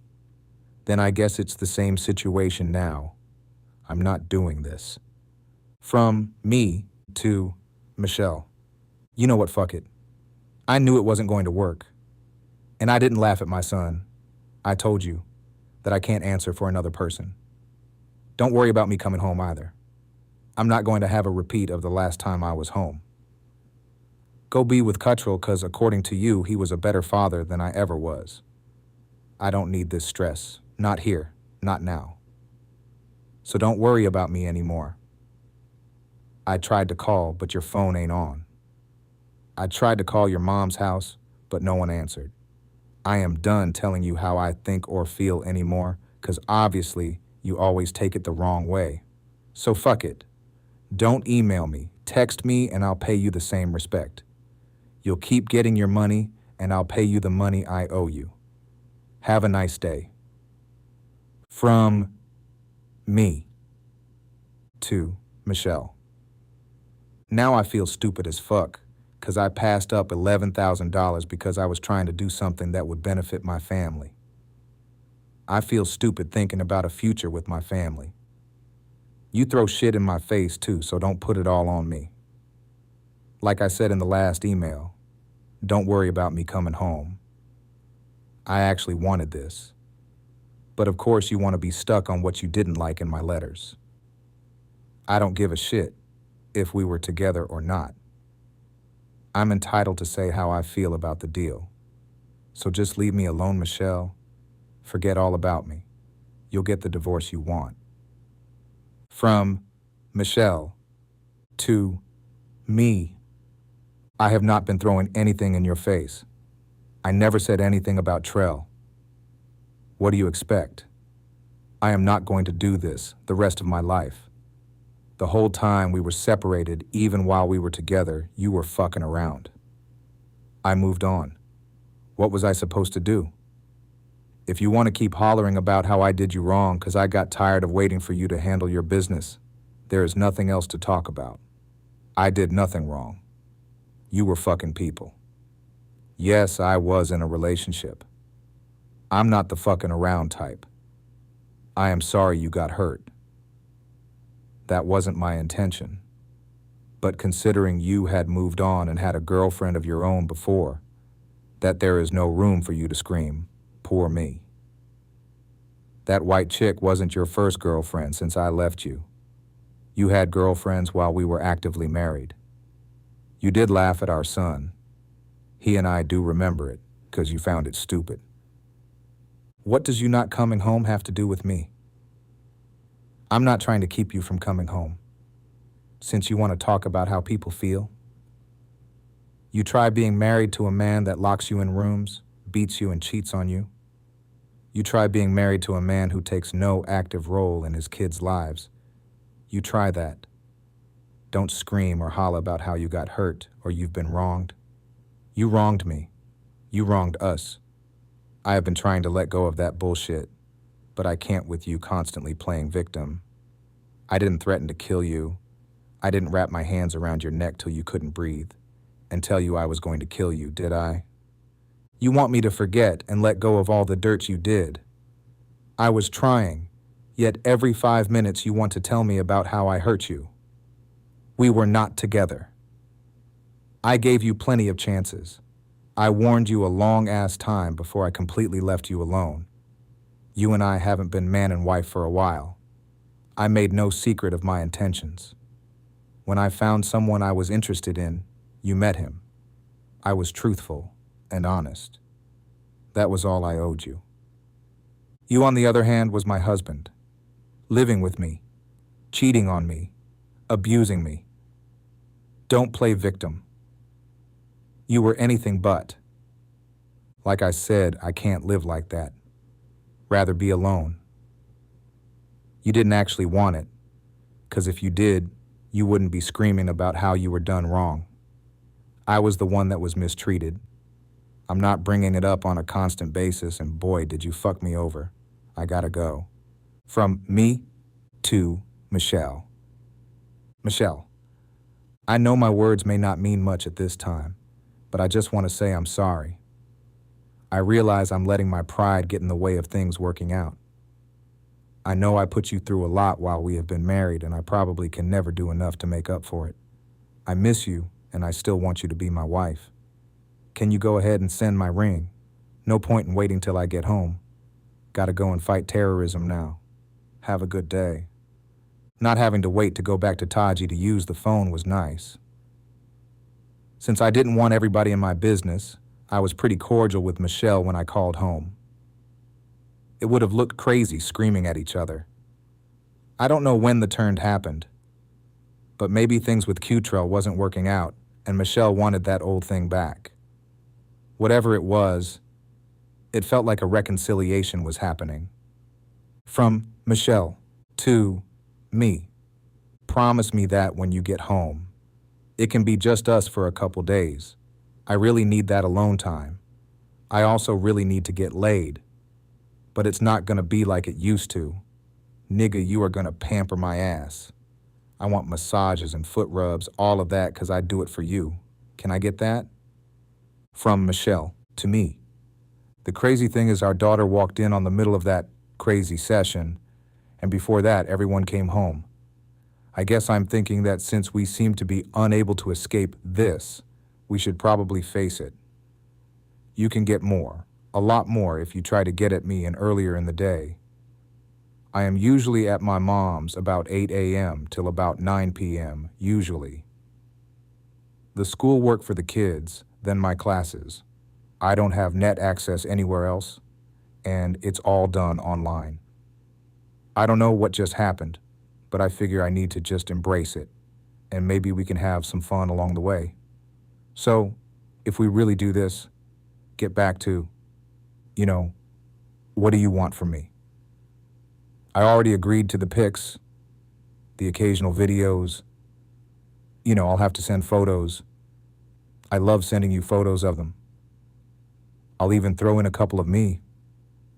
I'll put more effort in letter writing, although I have gotten used to the email thing. But it seems like physical letters mean a lot to you now, so I can do that. Care packages can be sent. I've decided that I am going to start going to the base to do some shopping, so, what else could you want or need? It's obvious there's something still there whether we want it to be or not. Part of the reason why we argue so much, we want to move on. Guess we can't till this is straightened out. So if we give this a try, I'm going to be completely honest about what I expect. Honesty, whether it hurts or not, fidelity. You said there are certain things you need me to keep on the straight and narrow, and I will as long as we are together. So no excuses, but if you slip, tell me. Because, in all honesty, because of the situation we've been in these past few months, I think I'll be more understanding. You already know this one, but I am going to say it again. No abuse. I can't take that anymore. But I figure we'll deal with that one once you get home safely. And you better come home safe with me, or without me, come home in one piece. The last thing that's a deal breaker is I need you to play a bigger role when it comes to the kids. Do not put it all off on me. They have 2 parents. Play a bigger part. If you can do all that, and the big thing we discussed earlier, put forth a real effort to accept the daughter that I had with Trell, it's all good. You can look forward to getting a letter daily, if that's what you need, to get you through this. Well, I gotta go. Getting ready to get out of here. Made plans to go to Illinois. Not looking forward to it. But hey, what you gonna do? Just thought I'd throw this little fact in for fun. There is one thing that you can still do that no one has been able to do. Turn me on just by talking to me. It's not even what you say. I don't know what it is. Sex is better with you as well, 'cause, well, I feel more comfortable. Feel like nothing is off limits. I can be completely free. I miss. That, from me to Michelle. Lowell, yeah, last night was interesting. Never thought I would jack off in a place where anybody could come in at any time. It was surprising, too, because you would never want to do it the whole time we've been separated. Maybe I need to come to Iraq more often. Nah, I'm just playing. This place sucks. My hours are crazy, so I'll have to catch you when I can. I should be on more once my computer gets here. Some of the guys are getting together and we are going to pay for satellite internet, 'cause the regular internet sucks. It's worse than dial-up. I ordered the kids some clothes. You should get them within the week. I'll have to order a little at a time when I get paid. I'm still way behind on other stuff. I'm just trying to get my finances in order, save, and invest some on the side. You know I suck at money management, but I'm trying. I suck at cleaning my room too, 'cause I was used to you doing it. Now to the matter at hand. It's funny how no matter how much we fight, or how many times we break up, we somehow always end up coming back to each other. Maybe we rushed into getting married too soon. I think we should have taken time to grow up. At least I should have. I did a lot of growing during my first 2 years in the Army. I learned to be more assertive. I'll have to admit I was a softie before I joined. I'm still not where I want to be, but I'm working on it. I still have my flaws. I curse too much. I'm a little bit of an asshole. I want what I want when I want it, how I want it. Sometimes I can be insensitive. I still have a thing for tattoos. But everything I'm not makes me everything I am. I will always work and take care of home doing whatever it takes. This is me. I know I'm hard to deal with, and I've done some things I'm not proud of. But I've learned to accept my shortcomings. All I want is someone who can accept me for me and will always be in my corner. The hardest thing about finding out you were pregnant was the fact that I felt betrayed by the one person who I felt I could always trust. I hope you can deal with me. I'll still get an occasional tattoo, and I want sex all the time. I can run 8 miles with no problem, so have fun trying to wear me out. I have some old pics before I got my gut. I'll send you some new ones after I lose it. It's funny 'cause I had forgotten all about that pic you took of your breasts, and I stumbled across it. I couldn't tell you how many times I got off to that pic. But I got mad one day and deleted it. I miss seeing your body. I miss touching you and making love to you. If we are going to do this, I want to take things slow. We have to reestablish a friendship. I think we forgot that part when we first got together. We were worrying too much about sneaking around our parents, and we rushed into things, total honesty. If you have sex with someone, I can't get mad. I mean, shit. I ain't gonna be happy, 'cause deep down, I still feel that's my pussy law. I'll do my best to keep my dick in my pants. And remember, if I slip, it's because it was convenient. But as for now, my hand has been doing the job, and with your help, I should be able to make it. Well, I need to take a nap. So I'll talk to you later. Oh yeah, I don't need a daily letter. Once a week would be nice. I'll try and get you a digital camera. Start looking in the account on the 1st. Well, that's all from here. From Michelle. To me. Yay. I figured I couldn't break you on the tattoo subject, but it's cool. As far as wanting you, I've wanted you since we've been separated, just never acted on it. Too busy running. LOL. As far as me getting pregnant, I know that hurt you. I'm sorry it did. That was never my intention. Throughout everything we have been through, good and bad, I've always been in your corner. I just wanted you to be the best man you could be, as far as taking it slow. Your ass is in Iraq. How much slower could it be? El Mao. Hell, we've been taking it slow for a while. When we finally decided to try last time, we took it slow. The thing is, we've been circling around this too damn long. We know each other. I have my flaws. It's hard for me to let shit go. Difficult for me to open up about whatever's going on with me. Too secretive much of the time. But that's me. I've gotten better, but that's me all in all. Take it or leave it. Just so you know, I'm not having sex because I'm the relationship type. Don't want to go around screwing just anybody. Don't feel comfortable with the fuck buddy arrangement either. So that's me. As you know. So if it's us, it's us. Yeah, you're a hothead, but that's when it comes to things you're passionate about. Just be careful out there. You need to come back safely. You have 2 kids waiting on you. Bye. From me to Michelle. Lowell, yeah, I almost forgot I was in Iraq. Thanks for reminding me. The weather is perfect right now. I know I'm going to be hating life when summer comes back around. You thought it was hot back home. St. Louis ain't got nothing on Iraq. I think one day it got to about 120. I need to figure out what I want to do. I'm probably going to stay in, but I might change jobs. I want to do something that's a little bit more stable for a family. I know if I keep this combat thing going, I'll be right back over here. Everybody I work with is on their 2nd or more deployment. Part of me wants to get out and live a normal life. I'm not built for this single life. I can do it. But it just ain't me. I realize that one woman should be fulfilling my needs instead of me trying to go out and find it in different women.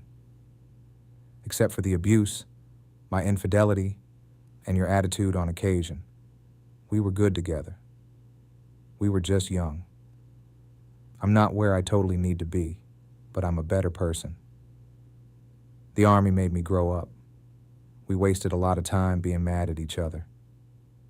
I need to get back in the picture. The last thing I need is my son being a pansy, hanging around you and his sisters. I need to toughen his lil ass up.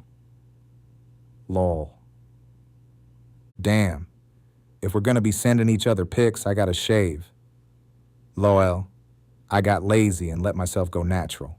Lol. The new you is shocking. I mean, I like it. We used to have some good sex. I think about it, and I get mad at the fact I used to turn you down. What was I thinking? Well, I gotta get going. I need a nap before I go to work tonight. Holla at you later. It felt like we were on better terms. All that arguing that we used to do was stressful. Even though we had been married about 6 years at that point, it didn't feel like we knew how to be married. We were just existing as husband and wife. Didn't take the time to talk and really get to know each other. Shit, I didn't know myself. I know I enjoyed that phone sex session with Michelle, my girl 6. She could have made a lot of money as a phone sex operator. I used to call those 1-900 numbers when puberty hit. Called more out of curiosity. I wasn't masturbating. Didn't even know what that was. I'd call 1-900 Big Nut at my grandma's house. Teenage boys don't think things all the way through, especially when those hormones are raging. I played stupid when Grandma eventually called me and asked me about the charges on her phone bill. She had me dead to rights. I confessed. Lucky for me, she didn't tell my parents. Since JSS Gator was close to FOB Liberty, our squad would visit to grab chow, shop at the PX, and use the phones. The phone center had enclosed booths. I called Michelle. We made small talk. Pulled my dick out and got straight to the point. I didn't have much time. Michelle started fingering herself. Her moans made my dick rock hard. I wanted to jump through the phone and make her climax on my dick. Making your wife do some whore shit is euphoric. It's thrilling. She came, then I came. I cleaned off my dick with a napkin, told her I loved her, and met up with the rest of the squad at our staging area. Michelle and I kept in touch when my schedule permitted. I don't recall breaking things off with my German bitch Steffi, But she got the picture when I told her that I wasn't coming back to Vilsec for leave. Felt like forever, but leave finally arrived. Said goodbye to the homies. Turned my rifle into the arms room. Got a ride to the flight line. Took a flight on a Black Hawk from Taji to the Green Zone. Took a flight on a C-130 from Baghdad International to Ali Al-Salem Air Base. Went through a quick briefing. Turned in my flak vest. Hung out in a waiting area. The Super Bowl played on a big screen TV. I was tired. The Rams weren't playing, so I didn't care enough to stay awake. Woke up just in time to see the Giants beat the Patriots. It was the crazy David Tyree helmet catch game. The 1972 Dolphins were probably somewhere popping champagne. No undefeated season for the cheating-ass Patriots. I only felt bad for Randy Moss. Took a commercial flight from Kuwait to Germany, then from Germany to St. Louis. Picked up a rental car. Drove to the north side to pick up Michelle and kids. 1 boy and 2 girls this time. Michelle was holding her youngest daughter. We kissed and embraced. It did feel a little awkward, but I was just happy to be home. Hugged my kids. They were happy to see me. Son going on 5 and daughter 3. Drove to my parents' house. My brother was away at Truman State for college, so we stayed in his room. Kids slept in the living room. Michelle and Mom still weren't really fans of each other, especially since Michelle decided to have a baby with another nigga. We kept the peace, though. Wasn't trying to deal with more stress. Didn't do too much as far as activities. Visited Ma. She told me how much she missed and worried about me. Ma let it be known that she had been praying for me. Michelle's new thing was video games. So she spent a lot of time on the PlayStation. We fucked, of course. Had to back up all that shit I talked on the phone. I hit up Kunle. Before I flew back to the States, I let him know when I'd be in town. Told him I wanted to go to a strip club. We chose Soft Touch. Stopped at gas station first to get cash. Crossed bridge over to East St. Louis. Parked in Soft Touch parking lot. Got patted down, paid entry, grabbed a drink and got ones from the bar. Went to center stage, enjoyed the entertainment, bass thumping throughout the club. I'll always love how music sounds in strip clubs. I had my eye on a cute brown-skinned chick that I wanted a lap dance from. C-cup titties, slim waist, and a plump ass. Her brown skin glistened from her sweat. I approached her and told her I wanted to dance. She took me over to a chair, then started doing her thing. Stripper chick gave me a real lap dance. Told me she was from Memphis. Not like the air dances that they do now. Felt like she fucked me in cowboy. After spending 7 months in Iraq, Soft Touch felt like heaven. 2 dances in, my dick so hard. I put stripper chick's hand on my dick to let her know I wanted more. She leaned back and whispered in my ear, "You want to go to the private room?" Nodded yes and asked how much it would be. She told me $150. I paid her for the dances, then went to ATM. Paid the stupid ATM fee and pulled out what I needed. Stripper chick waited for me by the entrance to the private rooms. She grabbed my hand and walked me back to where we'd be having fun. Dark room, but I could see there was a lounge chair. I sat down. Stripper chick undressed. I pulled down my pants. She pulled out my dick, stroked it, then put a condom on it. Straddled me so I could suck her titties while she rode me. Pussy be feeling so great when you're cheating on your wife. Stripper chick moaned as she slid up and down on my dick. Fucking her felt great, but there was too much going as far as the noises. I knew I wasn't going to nut, so I told her to suck my dick. Surprisingly, she took off the condom and replaced it with her mouth. I'm hard thinking about that head that I got 18 years ago. Could see the silhouette of her head bobbing up and down. I grabbed her. My body tensed as I climaxed in her mouth. She swallowed. My type of slut. Stripper chick looked me in my eyes and smiled. Did you enjoy it? Told her I did as I handed her payment. Pulled up my pants and parted ways. Met up with Coonley. Where were you at, nigga? I looked over at the private room entrance as stripper chick walked out. Coonley smiled. He knew what was up. We stayed for about 30 more minutes, then left. Coonley dropped me off at home.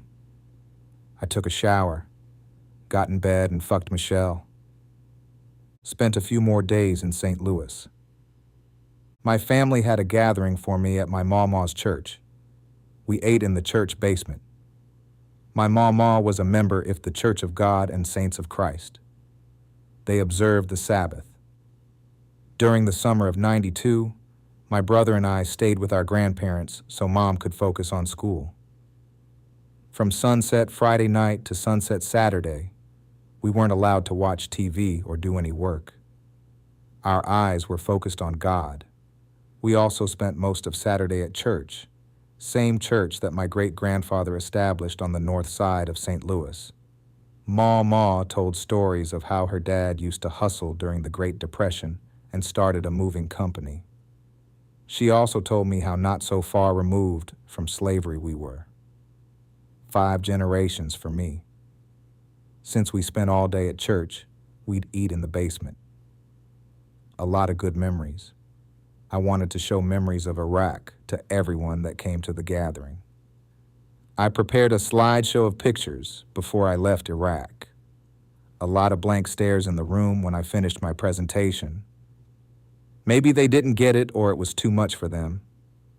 Before leaving St. Louis, I mailed myself a care package. The care package included snacks, magazines, and vodka. To smuggle the vodka, I bought peroxide. Poured out peroxide, washed out bottle, poured vodka into bottle, sealed bottle. I prayed over the care package before handing box to postal clerk. Got a tattoo while I was home too. Infidel in Arabic on my left forearm. Saw everyone I wanted to see in St. Louis. Then it was time to go back to the bullshit. Hugged my parents. Drove Michelle and kids to Michelle's mom's house. Hugged everybody. Drove to Lambert Airport. Dropped off rental. Commercial flight from St. Louis to Germany. Flight from Germany to Kuwait. Picked up my flak vest. C-130 from Kuwait to Baghdad. Black Hawk from Baghdad to Taji. Picked up my M4 from the arms room. 2 weeks away from the suck wasn't long enough, but I was ready to get back to chipping away at my deployment. I knew that if another deployment happened for me, that leave would take place closer to the back half. Since mine occurred in middle off a 15-month tour, the second half felt long as fuck as the first half. Lesson learned. Squad back at Taji for refit and pick up mine-resistant ambush-protected MRAP vehicles. Our Humvees could provide only so much protection. I have no recollection of the first time a vehicle in my battery got hit by an IED. Maybe due to the fact that my Humvee never got it. From what I've been told, it's something that you never forget. Rome stopped by my CHU. He asked about my leave and brought me up to speed on everything I missed while I was gone. He had a good laugh hearing about me fucking a stripper for $150. Rome told me that they had been busy the previous 2 weeks. One of the local teachers that worked with us got kidnapped and murdered by a local Al-Qaeda cell. Our battery ramped into high gear. Spent 3 days looking for who did it. 3 days, around the clock, barely any sleep. Reminded me of that 1 3-day artillery field problem back in Germany, when I got maybe 4 hours of sleep. Rome told me that they found some torture houses. He didn't go into detail about everything he saw, but I could tell by the look in his eyes that he had seen some shit. They eventually found the insurgents that committed the murder. Other than that, my battery was still on a crazy schedule of guard duty and presence patrols. After story time, Rome and I went to chow, then to the computer lab. I sent out emails letting people know that I made it back to Iraq safely. Walked back to CHU, went to bed, woke up, prepared for day, ate chow, loaded up Humvees, drove to far end of Taji where the MR apps were. 4 new shiny Max Pro MR apps were waiting for us. We took a platoon picture in front of our new toys. Then designated drivers took a short drive around the parking lot. They were just like driving the LMTV trucks back in Garrison. Air conditioning and MR apps worked great. Left Taji and drove back to JSS Gator. To make the convoy work, each truck only had a driver, truck commander, and gunner. Arrived back at JSS Gator. Parked trucks. We'd be rotating between MR apps and Humvees based on what our mission for the day required. Got back into a routine once back at JSS. More guard. More presence patrols. More fucked up. Yeah, that more. The one that got drunk with Daniels back at Lewis and was visibly hungover. Chief Rob smoked him real good for it, too. Well, this time around, more really pissed off Chief Rob. Made life harder for the rest of us, too. The higher-ups decided to visit us at JSS Gator. We had to clean up and straighten everything to look good for the squadron commander and sergeant major. A good way to make sure soldiers stayed on their toes. Moore stood very flat-footed that day. During uniform inspections, Moore got busted with only 1 full magazine of ammunition. The standard was to have at least 6 30-round mags at all times. Why don't you have 6 full mags, soldier? Who is your NCO? Hey, Chief, why doesn't this soldier have all of his mags filled to capacity? I felt bad. I could tell this deployment was taxing on Moore's mind. Only felt a little bad for him, though. Felt more bad for me, though. I knew we'd all pay for Moore's mistake. Rob smoked all of us. A lot of push-ups. A lot of flutter kicks. A lot of sweat. Moore wasn't the only one getting caught slipping. A few of my battles got caught with electronics while on guard. So for the next few weeks, we had formation before our guard shifts. The NCO in charge of that shift searched each of us. I got creative when it came to hiding my iPod and PSP. Don't worry, I didn't shove anything up my ass. Downloaded a lot of music off of LimeWire while home on leave. Listening to music made guard shifts suck less. Could download videos on iPod too. Watched music videos and the movie Slumdog Millionaire. I rooted for Jamal and had a crush on Latika. Played NBA live on PSP. Went back to Taji for refit. A package was waiting for me at the battery. Christmas, nigga. Rome saw my eyes widen. He instantly knew what was in that package. We had a light maintenance day the next day. I wouldn't make another mistake of drinking the night before a 12-hour shift. Carrying that box back to my CHU legit felt like I was carrying a Christmas present. Got to CHU. Open box. Everything intact. Nothing tampered with. I put the 2 peroxide bottles in top back portion of wall locker. Shared snacks with battles. Went to chow. Walked back to CHU.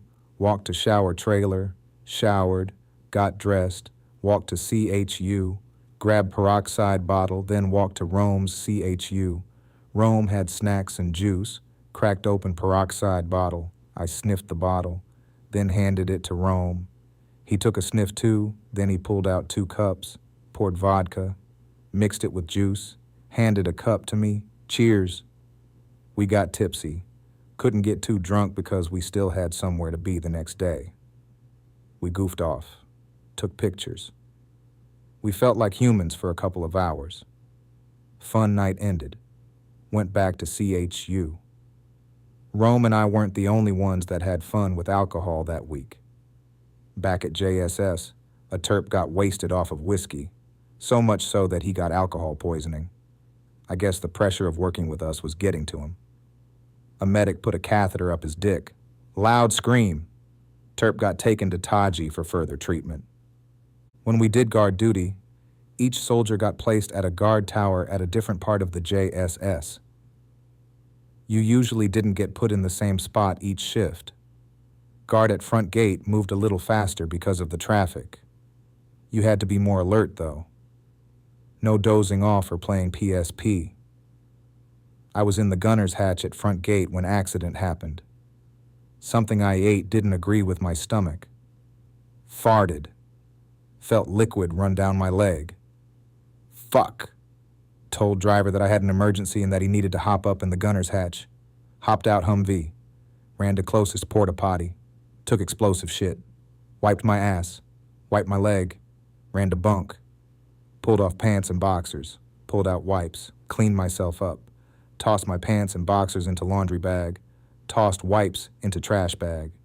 Tossed on a clean pair of boxers and ACU bottoms. Ran back to guard post. Driver had a good laugh at my expense. Glad I shit myself when things were calm instead of when shit hit the fan. In 2007, Iraq was still burning with sectarian violence. Among the strongest Shia militias was the Mahdi army, loyal to the young cleric Muqtada al-Sadr, Murtamuk. By mid-2007, the U.S. troops' surge had intensified pressure on militias across Baghdad and southern Iraq. Al-Sadr made a strategic move. He declared a ceasefire in August 2007 after clashes in Karbala during a Shiite religious festival left dozens dead. Officially, he said it was to reorganize his movement and discipline rogue fighters. In practice, it was also to reduce pressure on his forces at a time when the U.S. surge and rival Shia factions threatened to bleed his army dry. For months, the ceasefire held. Violence in Baghdad dropped, and even American commanders acknowledged the Mahdi army's truce as a key factor. But underneath the calm, tensions simmered. Many Sadrists resented rival Shia groups, especially the Badr organization and Prime Minister Nouri al-Maliki's Dawa party, who were using the lull to consolidate power. Attacks dropped compared to the chaos of 2006. Convoys and patrols still faced IEDs and ambushes, but the scale was reduced. Soldiers on the ground noticed a change. The city wasn't quiet, but it wasn't on fire like before. Beneath the calm, rivalries among Shia factions brewed. The Badr organization and Prime Minister al-Maliki's Dawa party used the lull to strengthen control. Many Sadrists in Sadr City and around Taji felt cornered and humiliated by the ceasefire. Some relief came with the quiet. Shops reopened, families moved around more, but there was fear the peace wouldn't last. Civilians near Taji lived with rumors that the truce would collapse, that raids were coming, that militias would return. Then came March. News spread fast Maliki had ordered an offensive in Basra against Sadrist strongholds. To the Mahdi army, it was betrayal. They had honored the ceasefire, and now they were being hit, while their weapons were supposed to stay silent. Fighters around Baghdad and Taji didn't wait for permission. Splinter groups pulled out hidden weapons. The day started out like every other one. Wake up, hygiene, chow, prepare for patrol. Had our mission brief and rolled out. Bruce K. was the truck commander of the lead Humvee. His vehicle had a mine roller attached to the front. It was designed to set off any IEDs without causing damage to the main vehicle. Humvees with mine rollers could be a bitch to drive because of narrow and uneven roads. Lead Humvee got stuck in a ditch.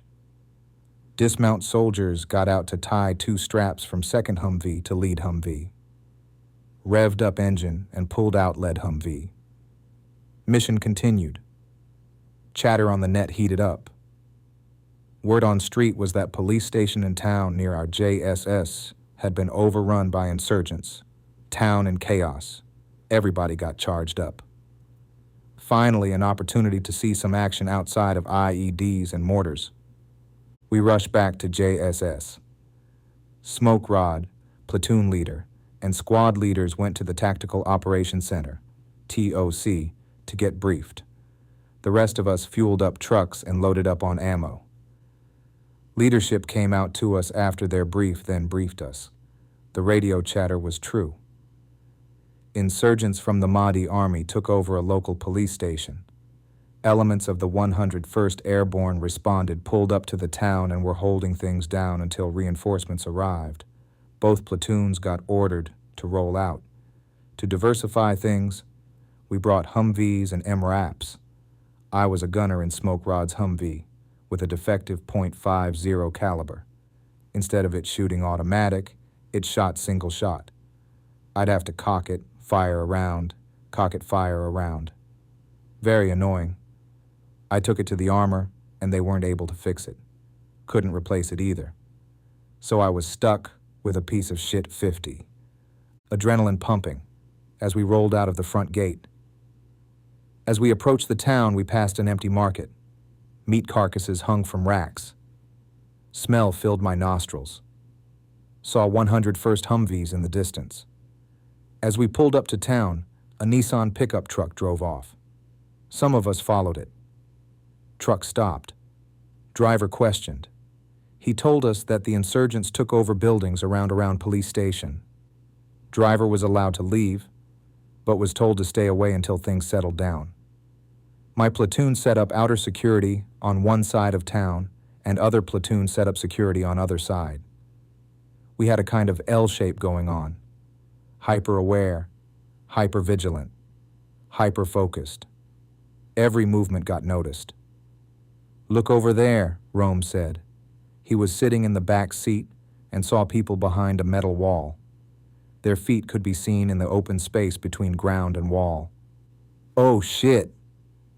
I thought we were going to be ambushed from the left. Traversed turret to that direction. Let off a couple of rounds. Pow! Cock round. Pow! Cock round. No bodies dropped. Feet ran off. Good thing no bodies dropped. It would have been hard to explain shooting when I didn't see any weapons pointed at me. Traverse turret back to original position. About 50 feet in front of truck, there were dogs eating an animal carcass. When one dog dragged the carcass, a bunch of flies popped out. I was just hoping that those third world flies didn't make their way to me. Street in front of me empty. Streets cleared out. Streets quiet. That meant one thing. Contact would be coming soon. Sand niggas started the party. I heard AK-47 rounds popping off. Shit was getting real. I heard whizzes and pops, but I didn't hear any snaps. If it's a snap, the bullet is right by your head. About 30 yards down the road, I saw a brown man wearing flip-flops, sweatpants, and a suit coat with a rocket-propelled grenade, RPG, launcher. He lifted his weapon and fired. I could see the smoke trail. As the RPG got closer, my booty hole got tighter. Slow motion, just like the movies. Good thing Haji had a bad aim. RPG flew past my truck and hit the ground a couple of meters behind me. "Shoot that bitch." Smoke Rod didn't have to tell me twice. Pow! Cock round! Pow! Cock round! Pow! Cock round! Pow! Cock round. More bullets were coming our way. "What the fuck is going on up there?" Smoke Rod yelled. "I told you that this bitch was fucked up, Smoke." The shit got old quick. I just pulled out my M4 and left off a few rounds. Shooting at an enemy I couldn't see. They were in the building across from where I originally got shot at from. Could just see muzzle flashes from windows. I shot more rounds in that direction. Then it got quiet. Chatter over the net was going crazy. My heart was racing. Didn't have time to process what had happened. Had to stay alert to stay alive. We waited in the silence. A striker from Kilo Troop pulled up next to us. I yelled over to the soldier in the striker's gunner's hatch. I told him what was going on. He told me that a couple of squads from Kilo were clearing buildings in the town. Heard more gunfire. Then it got quiet again. Sun was setting. Imam's voice rang from the mosque. He's praying and telling the insurgents where the enemy positions are, our Terp informed us. Something oobed the Imam's voice was very calming. I needed it after the wildest day of my life. Eventually, Smoke Rod told us that we were heading back to the JSS. Kilo would be pulling overnight security to make sure no insurgents were able to get out of town. Made it back to JSS. Refueled, reloaded, and prepared. Didn't know if we were going to get called back out again. All of us were still turned up from the day we had. Tired, but still turned up. I laid down in my bed. Heard the sounds of Apaches shooting Hellfire missiles in the distance. Mind wandered, passed out. Woke up next morning. We would be on standby for the day. Headquarters sent out a squad to support Kilo. Later that day, headquarters came rushing back. One of their Humvees had got hit by an RPG. Luckily for the gunner, the RPG hit the protective glass of the gunner's hatch. Gunner got knocked unconscious, but he was alive. Suffered a concussion. He told us that he was never going to go out on a patrol ever again. He was true to his word. My squad rolled out that night to pull security. I sat in the back seat of the Humvee all night. Got to operate the crew-serve weapon. It was automated and could be operated with a joystick. The screen in front allowed me to see everything in the dark. Cool shit. The next day, everything died down. Murda Mook ordered his fighters to stand down and stop attacking Iraqi security forces. He framed it as an effort to preserve the unity of Iraq and avoid more bloodshed. This statement was broadcast publicly and delivered through his movement, and most Mahdi army units, including those near Taji, complied. Violence dropped sharply after the order, though smaller splinter groups continued fighting sporadically. The immediate ceasefire was restored by Sadr's public order, not through direct military defeat. However, the Iraqi government and U.S. forces used the moment to weaken the Mahdi army's hold, particularly by cracking down on special groups, rogue militias tied to Iran, who ignored Sadr's call. For Taji, it meant a return to relative calm, but with heavier U.S. surveillance and operations to prevent militias from regrouping. So the resolution was essentially political, not battlefield. Sadr ordered compliance, and that pulled most of the teeth out of the fighting, even around hotspots like Taji. Each soldier dealt with the deployment differently. Downtime helped keep the crazy away, but too much time to think added fuel to the crazy fire. Roger wanted to go home to his new wife. Roger was Mexican but got adopted by white parents, so he had a very European last name. Roger got married a few months before we deployed. Good or bad move, depending on how you look at it. Good move money-wise.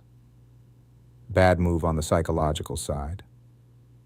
I didn't know what was going on back home for him, but Roger really wanted to go home. Iraq will do some crazy things to your mind. Roger fell victim to the voices in his head. Those voices could have been telling him how much his wife enjoyed Jody's dick. Roger could have been visualizing his queen taking rear D from a soldier back in Vilsec on rear D, rear detachment. Some guys are into that shit, though. Hey, bitch, if you get dick, don't let me find out, or let me find out and send the pictures. That could be extreme. Maybe Roger just really missed his new wife. He saw that West went home earlier in the deployment and thought he could do the same. West was having serious back and mental health issues that were keeping him from being effective. West had deployed to Iraq with 2-8. Some of those issues must have lingered. Roger jumped out of a guard tower. His plan was to fuck himself up enough so he would be sent home. No dice. His plan failed. I wonder what was going on in his head while he laid there. Yes, Jody, your dick feels so good, Daddy. Working out helped keep my mind occupied. I had more shit going on back home than Roger did. Michelle might have been still fucking Cutral. I couldn't think about that. Didn't want to jump out of a guard tower. Our JSS had enough flat ground and room for us to get a good run in. Even in a combat zone, you better be ready to pass a PT test. The lieutenant that played football at West Point told Chief Rob about CrossFit. West Point put together a small CrossFit gym. That first CrossFit workout we did was the Filthy 50. Complete 50 reps of each of the following: box jumps, jumping pull-ups, kettlebell swings, 35/26 pounds, American style, walking lunges, 50 steps, knees to elbows, push press, 45/35 pounds barbell, back extensions, wall balls, 20/14 pounds to 10/9 feet target, burpees, double under. I felt a different level of soreness for the next week. Being sore from CrossFit during a presence patrol was so fun. What else was fun was watching how much cash we were dropping on the locals. To help develop local security, the Sons of Iraq program was developed. They were like armed rent-a-cops. The Sons of Iraq were responsible for manning checkpoints in their town. We'd check on them, pay them, and collect intel. They felt empowered to protect their own communities. Iraq strained relationships within the ranks. Being stressed from above caused us to stress each other. The heat didn't help either. Root was a bratty white boy from Boston. Maybe I subconsciously couldn't stand him because he was a Red Sox fan. The Red Sox eliminated my Cardinals in the 2004 World Series. I might have tried to run his ass over while I drove the MRAP. Well, that's what his bitch ass accused me of. He was ground guiding me to a parking space. I might have thought he was walking too slow and I was ready to park.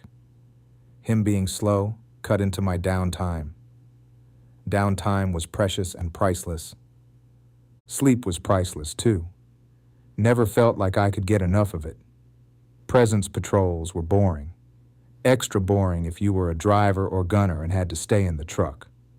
Boredom led to disassociation. Disassociation led to me dozing off.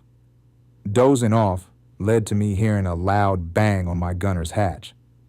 Bruce K. caught me slipping. What the fuck? I was supposed to be protecting him in my other battles, but the Z-monster tapped me on my shoulder. I knew Bruce K. was going to have get his point across when we got back to the JSS. He sure did. Bruce K. smoked me in front of my bunk and made me write an essay on the importance of situational awareness. Presence patrols made me more of my flat feet and deformed ankles. My overpronated feet made it so that sometimes I was walking on the insides of my ankles. That shit slowed me down during dismounted patrols. I know Chief Rob was tired of telling my ass to keep up. That son would be working too. After one patrol, I went straight to my bunk, stripped off my gear, and collapsed. One of the homies took a picture of me. I laid there looking red as a pepper, with ice-cold water bottles on my ankles. Things were getting stale for us at Taji and JSS Gator. Our areas of operation were pretty secure. We were getting word that it was heating up in the Diyala province, Bakuba to be exact. Diyala was highly mixed, Sunni, Shia, Kurds, which made it a hotspot for sectarian violence and militia influence. Old sectarian wounds from the Civil War years, 2006 to 2007, hadn't healed. Sunni and Shia groups still distrusted each other, and killings, kidnappings, and forced displacement continued. Many neighborhoods in Bakba remained depopulated or resettled by families of one sect after others had fled. Al-Qaeda in Iraq, AQI, had lost its open grip on Bakuba, but still operated in rural zones and river valleys. They carried out car bombings, assassinations, and intimidation campaigns, often targeting local leaders or rival tribes. Checkpoints, fake and real, created fear. Civilians never knew whether they'd meet police, militias, or insurgents. Sunni tribal militias like the Sons of Iraq patrolled some areas, trying to keep AQI out. Their rise added another layer of tension, as the Shia-led government in Baghdad distrusted them, and AQI considered them traitors. Shia militias, especially Mahdi army factions, were still active in parts of Diyala, leading to occasional clashes with rival Sunni groups. Baquba was slowly reopening after the worst violence of 2006 to 2007, but daily life was fragile. Bombings in marketplaces and targeted killings of community leaders kept people anxious. Families dealt with shortages of food, water, and electricity, and many displaced residents hesitated to return home. Fear dictated routines, which road to take, which neighborhood to enter, and when it was safe to be outside. Spring 2008 in Bakba meant living with constant uncertainty. A QI still struck from the countryside. Sectarian militias jostled for influence. The Sons of Iraq tried to impose fragile order, and civilians carried the weight of loss, displacement, and fear. That's the shit that we would be looking forward to. 2SCR had orders to move to Diyala province. We'd be relieving 42ID at FOB Warhorse and FOB Gabe. Most of the infantry squadrons would go to FOB Gabe since that FOB was in Baquba. The rest of us would go to Warhorse. Another unit came to take over JSS Gator. We did a condensed version of right and left seat rides with them. JSS Gator had become a second home for us, but it was time to let it go. Packed up our shit and went back to Taji. Once back at Taji, we packed up our shit, cleaned our CHUs for move out, and prepared our vehicles for the road trip up north. Our CHUs got inspected because a new unit would be moving in. Packed up our trucks. We'd be leaving in the evening. Rome wasn't leaving with us. He was going home for R&R. Next time I would see him again would be at Warhorse. The night before we left, the movie theater at Warhorse got rocketed. 2-hour road trip. Most of the driving happened at night, crossed a bridge. It was so dark that it looked like we were crossing a canyon. Made it to Warhorse with no issues. First thing I noticed was the darkness.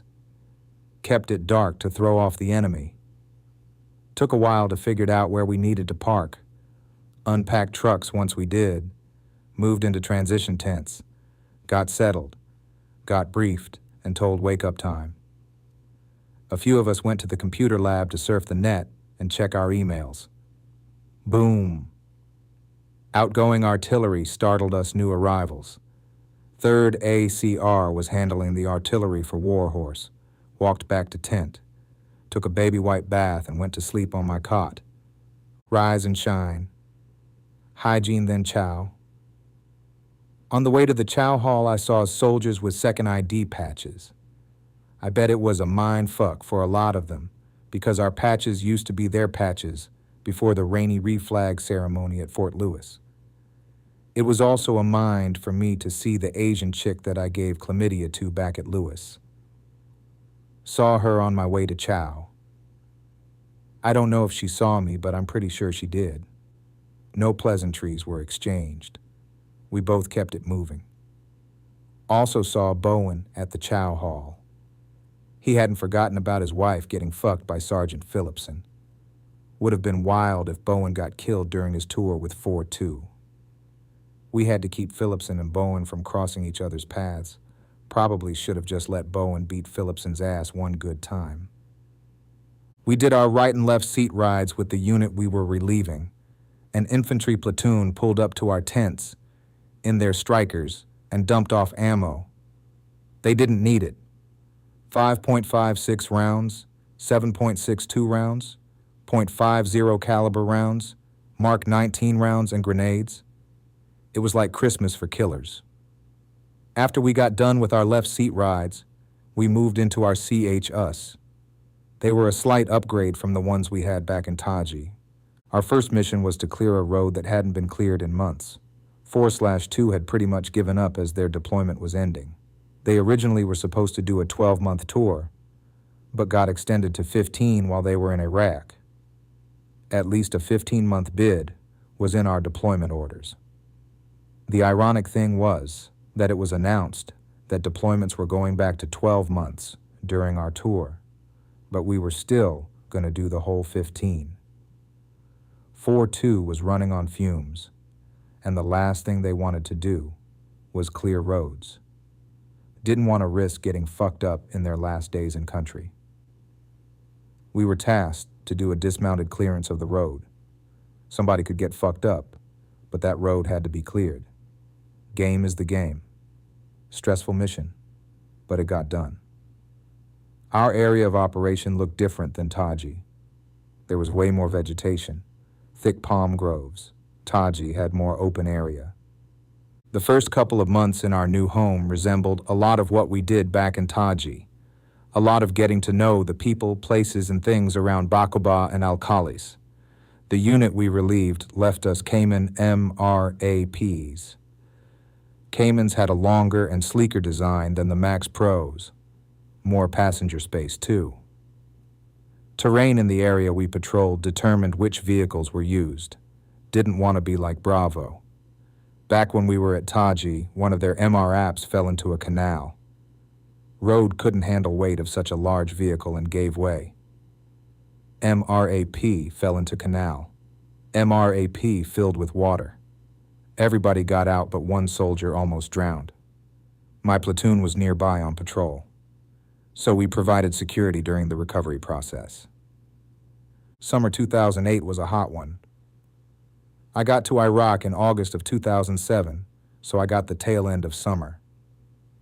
When the weather changed, it felt like Satan's mouth swallowed us, humidity and all.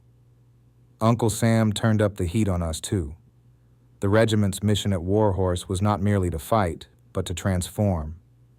Our purpose was to push back the insurgency that had taken root in Diyala, to disrupt al-Qaeda's influence, secure key routes and villages, and rebuild local confidence in Iraqi forces as well as their government institutions. Every mission, from the smallest patrol to the largest clearing operation, was aimed at handing Iraq back to its people. We became warriors, teachers, and builders all at once, rebuilding what our forces had disrupted. Since we were just doing presence patrols, we had downtime. I hit the gym heavy. Trejo was the battery meathead and plug for steroids. He told me what I needed to know, told me the price. It was a bitch to pull out cash down range, but I made it happen. Gave my money to Trejo. He made the order, waited a couple of weeks. Trejo let me know they arrived. Trejo was cool with Doc, so he got hooked up with needles. He asked if I wanted to inject myself. I told Trejo that he could do it. Didn't want to fuck up the process. The process reminded me of basic training. Exposed my right butt cheek. Trejo wiped it with an alcohol wipe. I felt the needle, then the juice. All done. Massaged it in and headed to the gym. Had that juice in me. Millie provided the motivation, felt like I could lift a bus. Carter 3 dropped and I bought it as soon as it was available at the PX. Ripped tracks off it on my laptop, put them on my iPod. Just like I did when I bought the Dreams Love/Hate album back at Taji. I wasn't aware of the Dream before I bought his album, initially confusing him with Diddy's group, Dream. Love/Hate stayed on repeat during those long guard shifts. Whole album was dope, but Purple Kisses stood out for me. Sounded different from what I heard before. The transitions were flawless, especially when Fast Car transitioned into Nicki. Album could be played front to back without skips. A classic just like Carter 3. You put his dick on the table with that Let the Beat Build beat. Made it easier for me to throw up those big boy weights in the gym. Wake up, eat breakfast chow, mission prep, go out on patrol, eat MRE and MRAP for lunch, go back to FOB, clear weapons, clean crew serve weapons, go to dinner chow, lift weights, watch a movie, shower, beat meat, rinse, wash, repeat. If you counted down the days, then the days moved slower. If you counted down the paychecks, then time moved a little bit quicker. The tricks that you had to play so that time wouldn't play with your mind played with my dick when there was nothing else to do. Scrolled through porn on my hard drive. We'd pass our hard drives around and collect porn from each other. Porn Pokemon. I had a good amount of booty talks. Jacked off to Havana Ginger before she got her new titties. Watched Superhead suck Mr. Marcus to submission. Roxy Reynolds did it for me, though. Little titties and a big ass are my kryptonite. Plus, Roxy's voice had a different level of seduction. Beat my dick 7 times once. Gooned before it was fashionable. By that 7th time, only air came out when I came. My dick wasn't the only thing below my belt getting stimulation. I had hemorrhoids. The heat and humidity made it feel like a swamp in my uniform pants.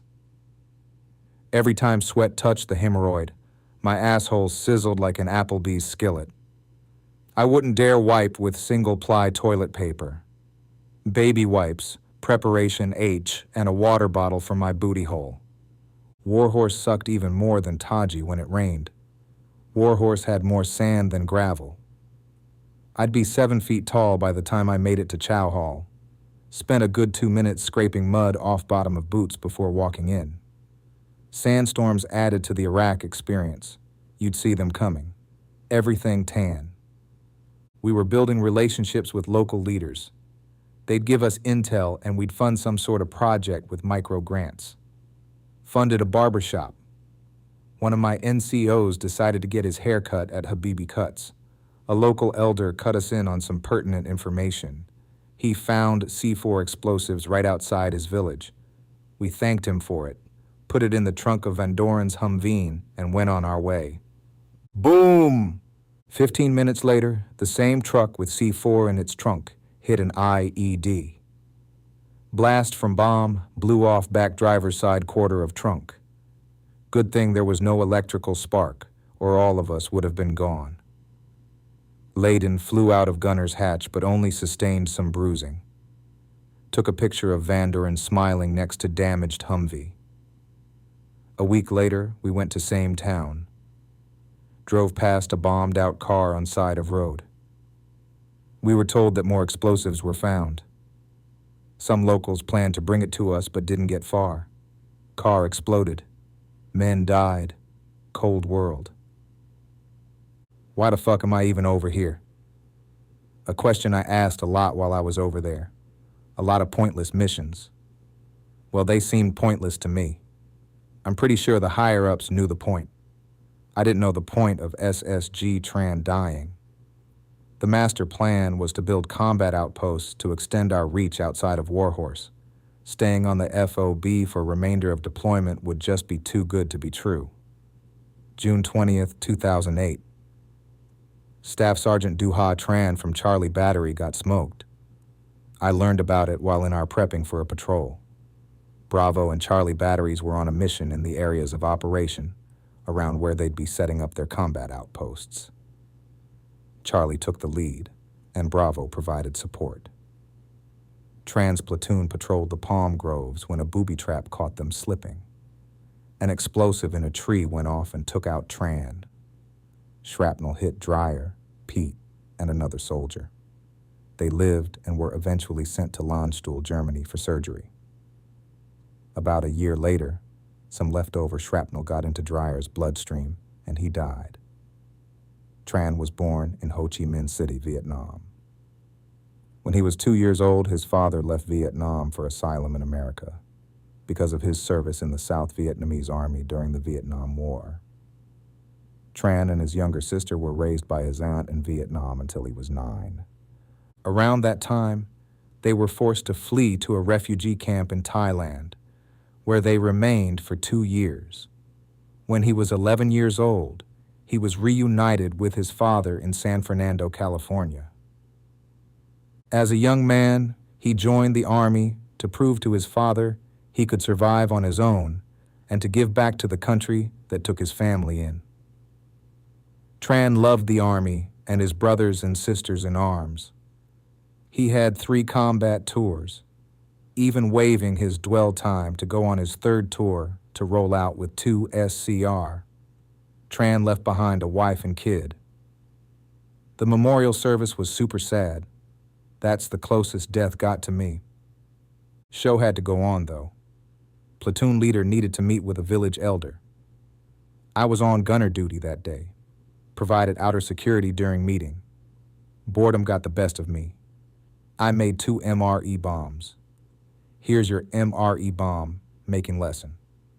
I feel like this should be some shit out of the anarchist handbook. MRE heater powder is made out of magnesium, iron, and table salt.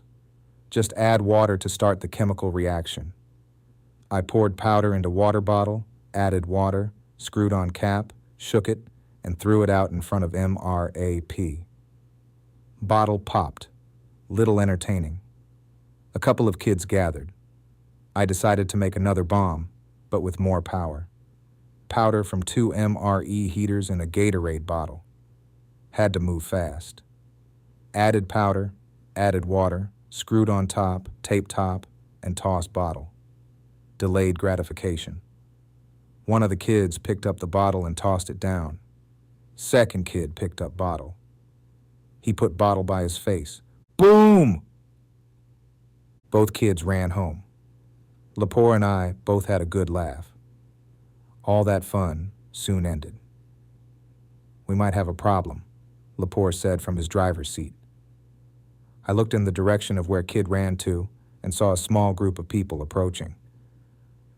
My whole Army career flashed before my eyes. Leavenworth flashed before my eyes. The kid returned with his people. I hopped out the MRAP and greeted them. They didn't look angry, just concerned, in need of help.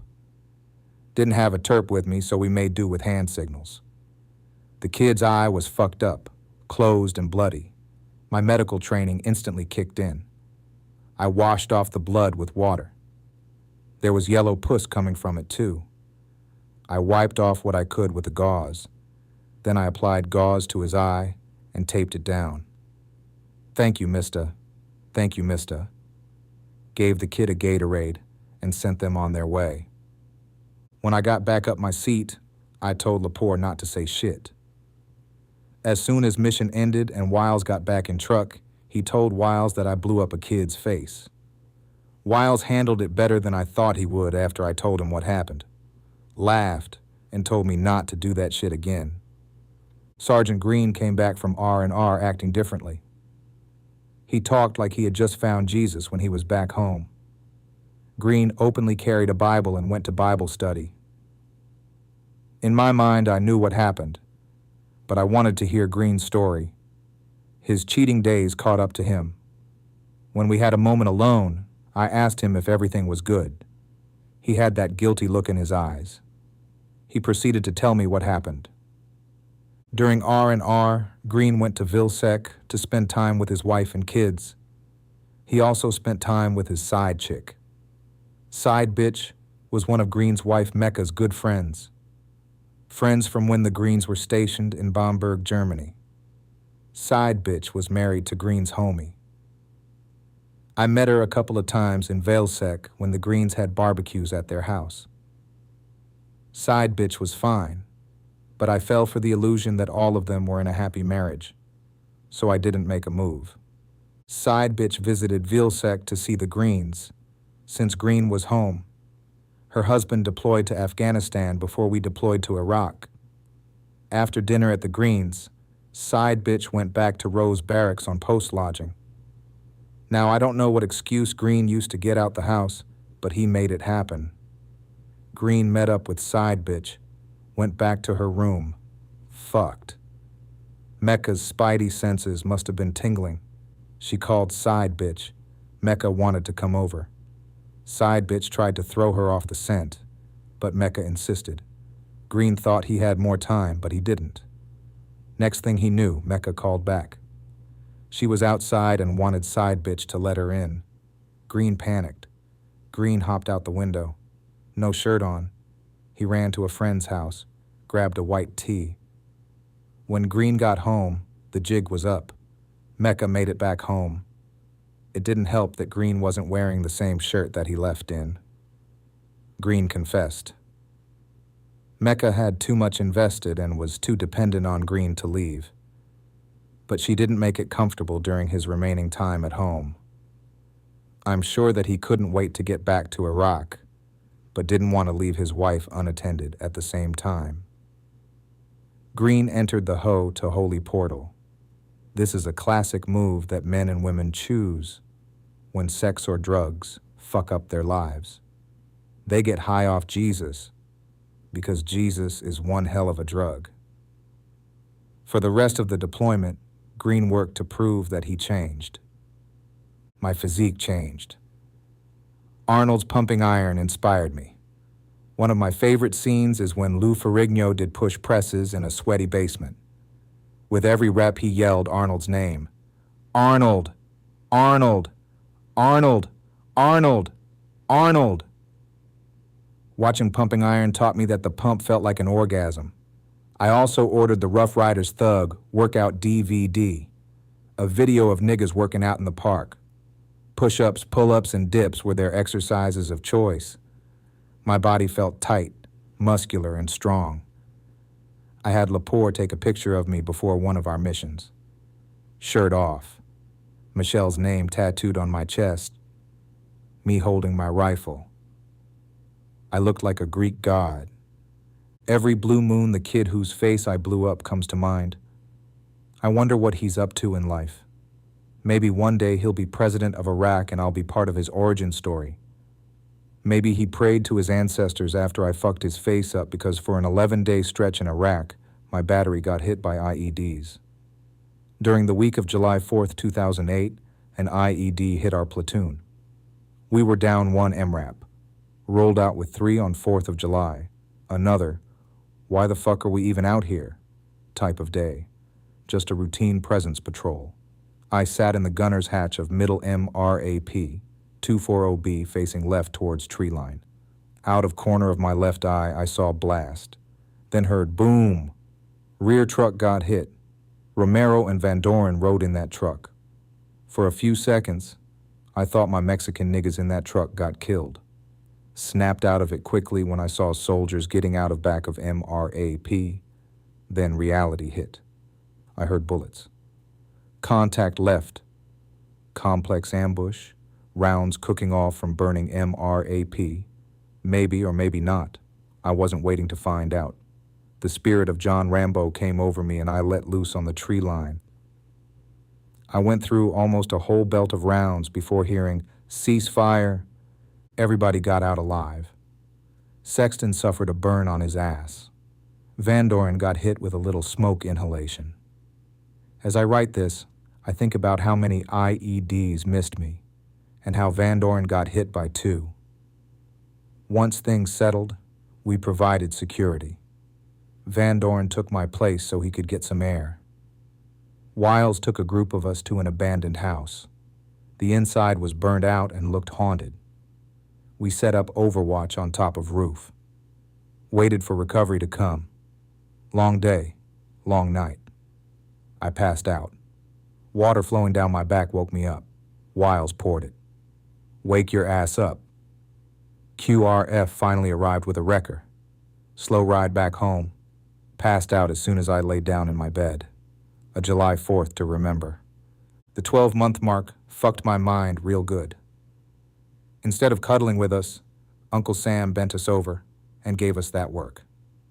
Command wanted us off FOBs. They wanted us amongst the people yet again. Before our combat outpost, COP, could be built, we needed to clear the roads that would lead to it and the area around it.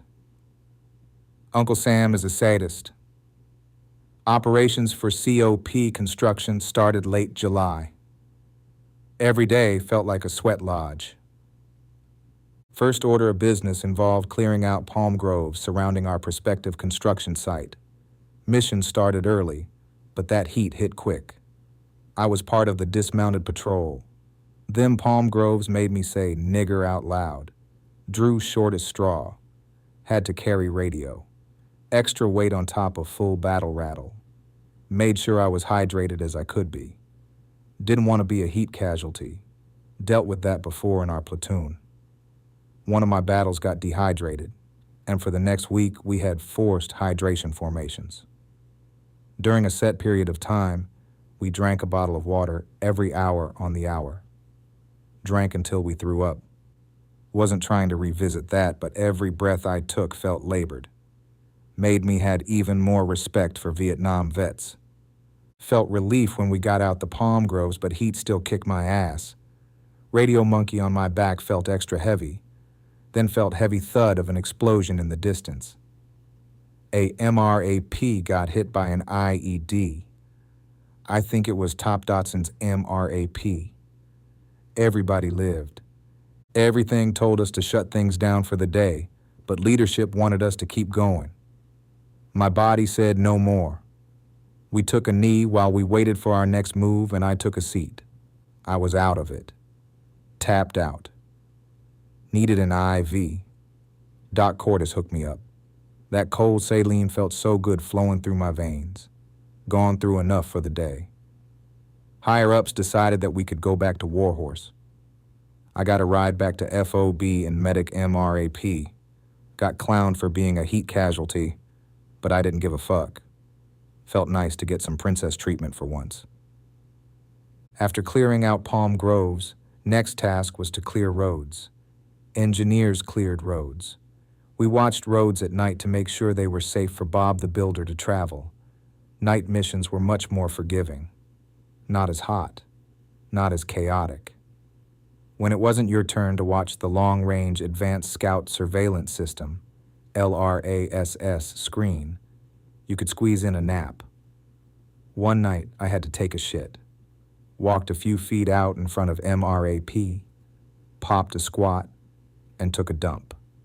Lepore saw the heat of my dookie through LRASS. Another night during Overwatch. The only thing I could think about was getting back to FOB in time to call Girl Child for her 5th birthday. I told Wiles. We got back to FOB on August 3rd, but because of time difference, it was still August 2nd back in St. Louis. Wiles told me I could go straight to phones after we cleared weapons. Girl Child was asleep when I called, but Michelle woke her up. She sounded half asleep when I told her happy birthday. Probably doesn't remember that call. Or maybe Girl Child does. One can only hope. I tried. Moving day finally arrived. COP wasn't as lavish as JSS Gator. No showers, no plumbing, no porta-johns. Wooden outhouses were set up for us. Bitch, you guessed it. Burning shit was set aside for the E4 and below. To make burning shit a little easier, we were encouraged not to piss in the shit barrels. Pissing in a bottle and tossing in the trash was a better alternative. Pulling barrel out is the most tedious task. You have to squat and drag. Don't drag too fast though, or sloppy shit soup would splash on you. Pull shit-filled barrel out to open space. Pour mogas into barrel. Light a rolled piece of mogas soaked paper and toss it into barrel. Watch the flames rise. Man, make fire. Once flames lower, stir shit fire. Burning shit on a 120-degree day was a different world. A different type of Cree summer. Stir until shit hardens and becomes shit ashes. Make sure the ashes are cool before dumping them into shithole or you'll end up like Private Diaz. He poured hot shit ashes into shithole, and some of the ashes flew into dry brush. A fire started. It got pretty big before being put out. I was on guard duty when it happened. Most of us were wishing that the COP burned to the ground. Wishing that those HESCO barriers burned down too. Dotson was a sadist and had us fill HESCO barriers in full battle rattle. I would have rather taken a sniper's bullet than be out there in that heat doing manual labor. Hesco owes me some compensation. We put together a ghetto gym in one of the spare rooms. I didn't want to lose any progress, especially since hoops were jumped through to attain roids. Trejo and I were on different COP rotations. Had to stick myself. Picked out a quiet rooftop so I could get the most privacy. Pulled down my PT shorts. Wiped right booty cheek. Pulled out needed. Stuck myself. Trejo had a softer touch because when I did it, that shit burned. Got it done though. Burned booty cheek from a steroid needle prick or hemorrhoids compared in comparison to discomfort that came from heat rash. The itch that came from it damn near drove me crazy. It felt like the itch I had on my balls when I had a yeast infection, but this time that itch was on my back. Wanted to find nearest tree or wall and slide my back up against it. A rock back scratcher would have been clutch. During a patrol, we were on a rooftop. I couldn't concentrate, so I told Cordis what was going on. She poured a little water down my back and scratched it. I almost had an orgasm. COP wasn't as big as JSS. Didn't have as much space to house both platoons and headquarters platoon. The two platoons would rotate between COP and Warhorse, ran more night missions. Night missions were a godsend. Got to play fuck games when it was cooler. For one of those night games, we rolled out in MR apps. I drove for Sexton. Hated driving because it required keeping up with the maintenance of vehicle. I wasn't savvy in that area. We rolled out without coolant. Even though it was night, the AC still got used. Well, that night, the shit didn't work. Sweaty mission. Sexton not happy. He counseled me as soon as we got back to the FOB. Had a why the fuck are we even here moment during another night mission. Got intel that we needed to check out this one village. Pulled up in our MRAPs and dismounted. It was about a 2-mile walk to the village. Path we took was on edge of irrigation canal. Terp fell in. Had to pull him out. Got to village. Village was empty. Wonderful intel. Some cool shit got sprinkled into our time in Diyala. We responded to an assassination attempt. A mayor made an appearance in a town near Warhorse. The mayor's personal security noticed a suspicious-looking woman. When she got called out, she attempted to run. The bitch tripped, fell, and detonated the bomb under her burqa. When we arrived, there were body parts splattered everywhere. Bruce picked up hair with a piece of the woman's bloody skull attached. Special forces used us for support a couple of times. During one outing, one of their vehicles fell victim to the unforgiving terrain and fell into a canal. We provided support while attempts were made to recover their vehicle. I got to spend my 26th birthday chilling in the back seat of a Humvee. Before another support mission, we got to hang out at the SF compound, located a few miles outside of Warhorse. We ate a lot of their snacks. We were never invited inside again. They did have a cool range, though. During a non-mission day, we went out there to play with the big boy toys. Root shot the AT-4 rocket launcher. A few of us tossed out some grenades. Great way to let off steam. The pressure of being in Iraq for as long as I was began to apply itself to my mind. Panic attacks hit me randomly before night missions. I had to thug it out. Couldn't tell Rob that I couldn't roll out because of what was going on in my head. Going to the shrink came with too much stigma. We called the shrink the Wizard of Oz. You only went if you didn't have courage, a brain, or heart. Suck that shit up. Air assault missions were the coolest thing we did. Went to airfield to train. We were taught how to properly load and exit the Black Hawk. These missions required more attention to detail because of the increase in intensity. At the end of training, we took a platform photo. Trained killers in front. Side of Black Hawk provided the backdrop. Got to chill during the day. Our air assault missions were conducted at night. Gathered intelligence determined the plan for that night. Rolled out to airfield, sat and waited. First 2 missions were canceled. Went back to our rooms. Third time was the charm. Rolled out to airfield, sat and waited for a little while. Got the call that everything was a go.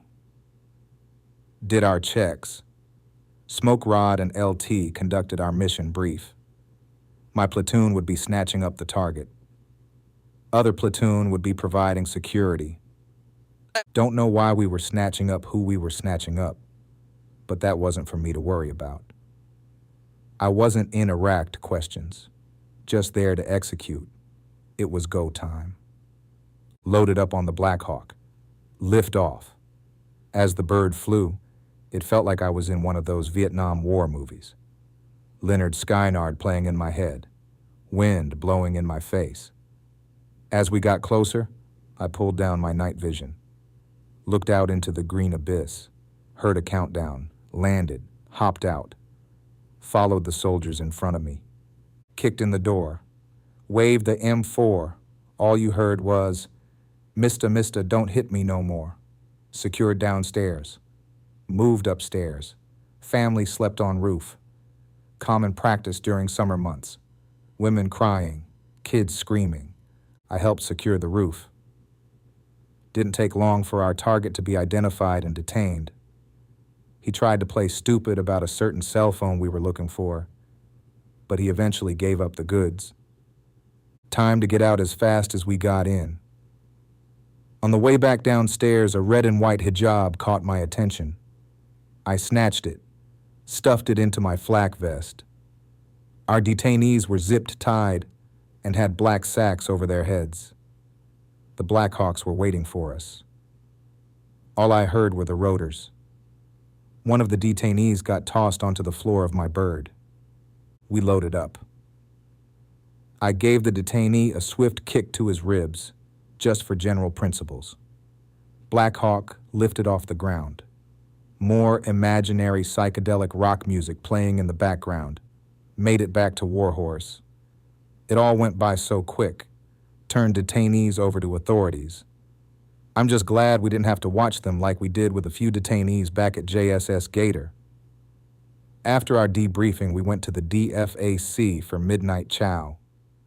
Later that day, I tossed my souvenir into laundry bag and took it to the laundry to be washed. We had been going hard. Smoke Rod thought it was a good idea to take a day trip to Anaconda. Anaconda had a pool, big PX, and more females to look at. It was a good little hike to get there. We treated it like a regular mission. Arrived safely. Would have sucked to get by an IED during a day trip. 2 soldiers stayed behind to guard our weapons and flak vests. We'd rotate those soldiers so they could enjoy themselves too. I didn't know how much I needed that pool. For that brief moment in time, it felt like I was back in the real world. I felt human. It felt like we were adolescent boys. It felt like we were recreating the pool scene from The Sandlot. Wasn't desperate enough to fake a drowning to get some titties in my face. Although I did have to make sure I was on soft before getting out of the pool. Food court, big PX, computer lab, and phone center. All places that we enjoyed for the day. Then it was time to go back to reality. Things were finally slowing down. Gave me time to prepare for the promotion board.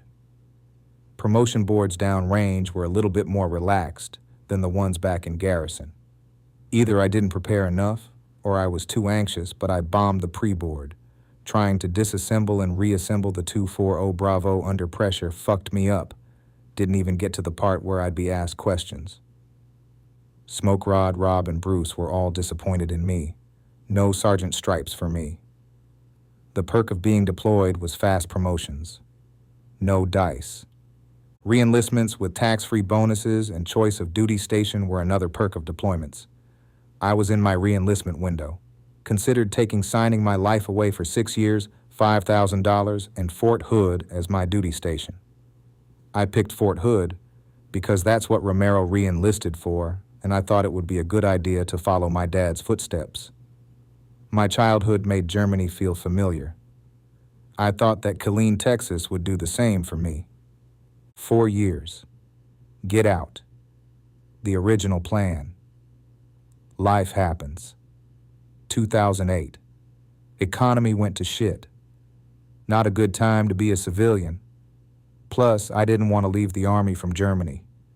Would have been a bitch trying to readjust on top of looking for a job or enrolling in school. Rob reminded me that any contract over 4 years was stupid to sign. I kept that in mind when I turned the first offer down.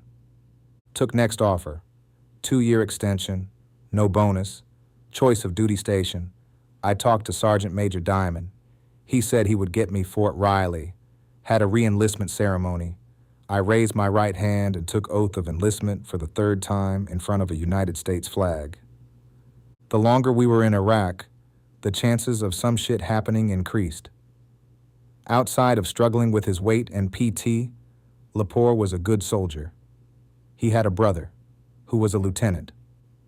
We met him at FOB Liberty.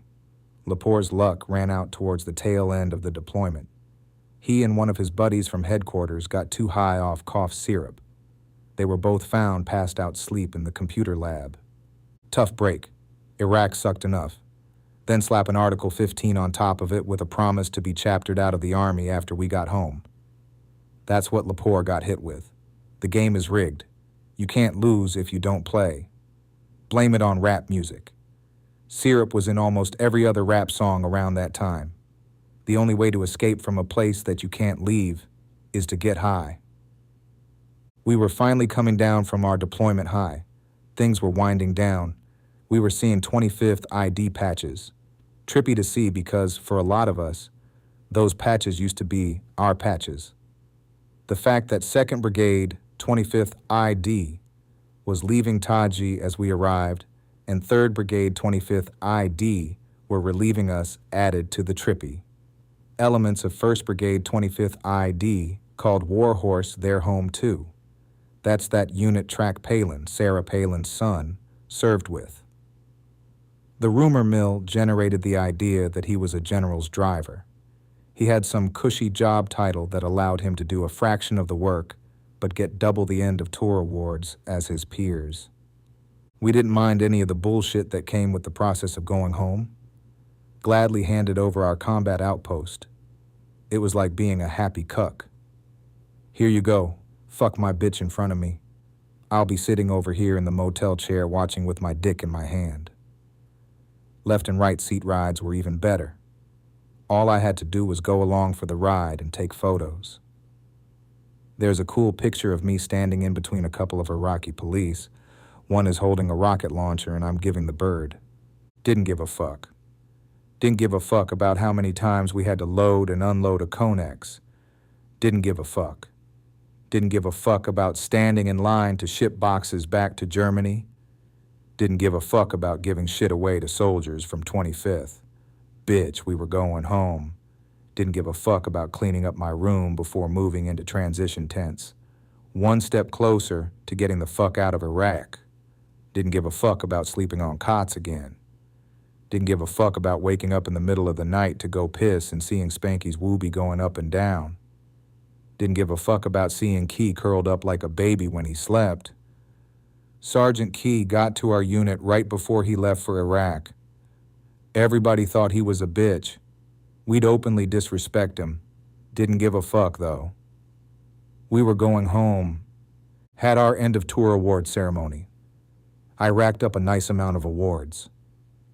Combat Action Badge for getting shot at by that sand nigger rockin' flip-flops, sweatpants, and a suit coat.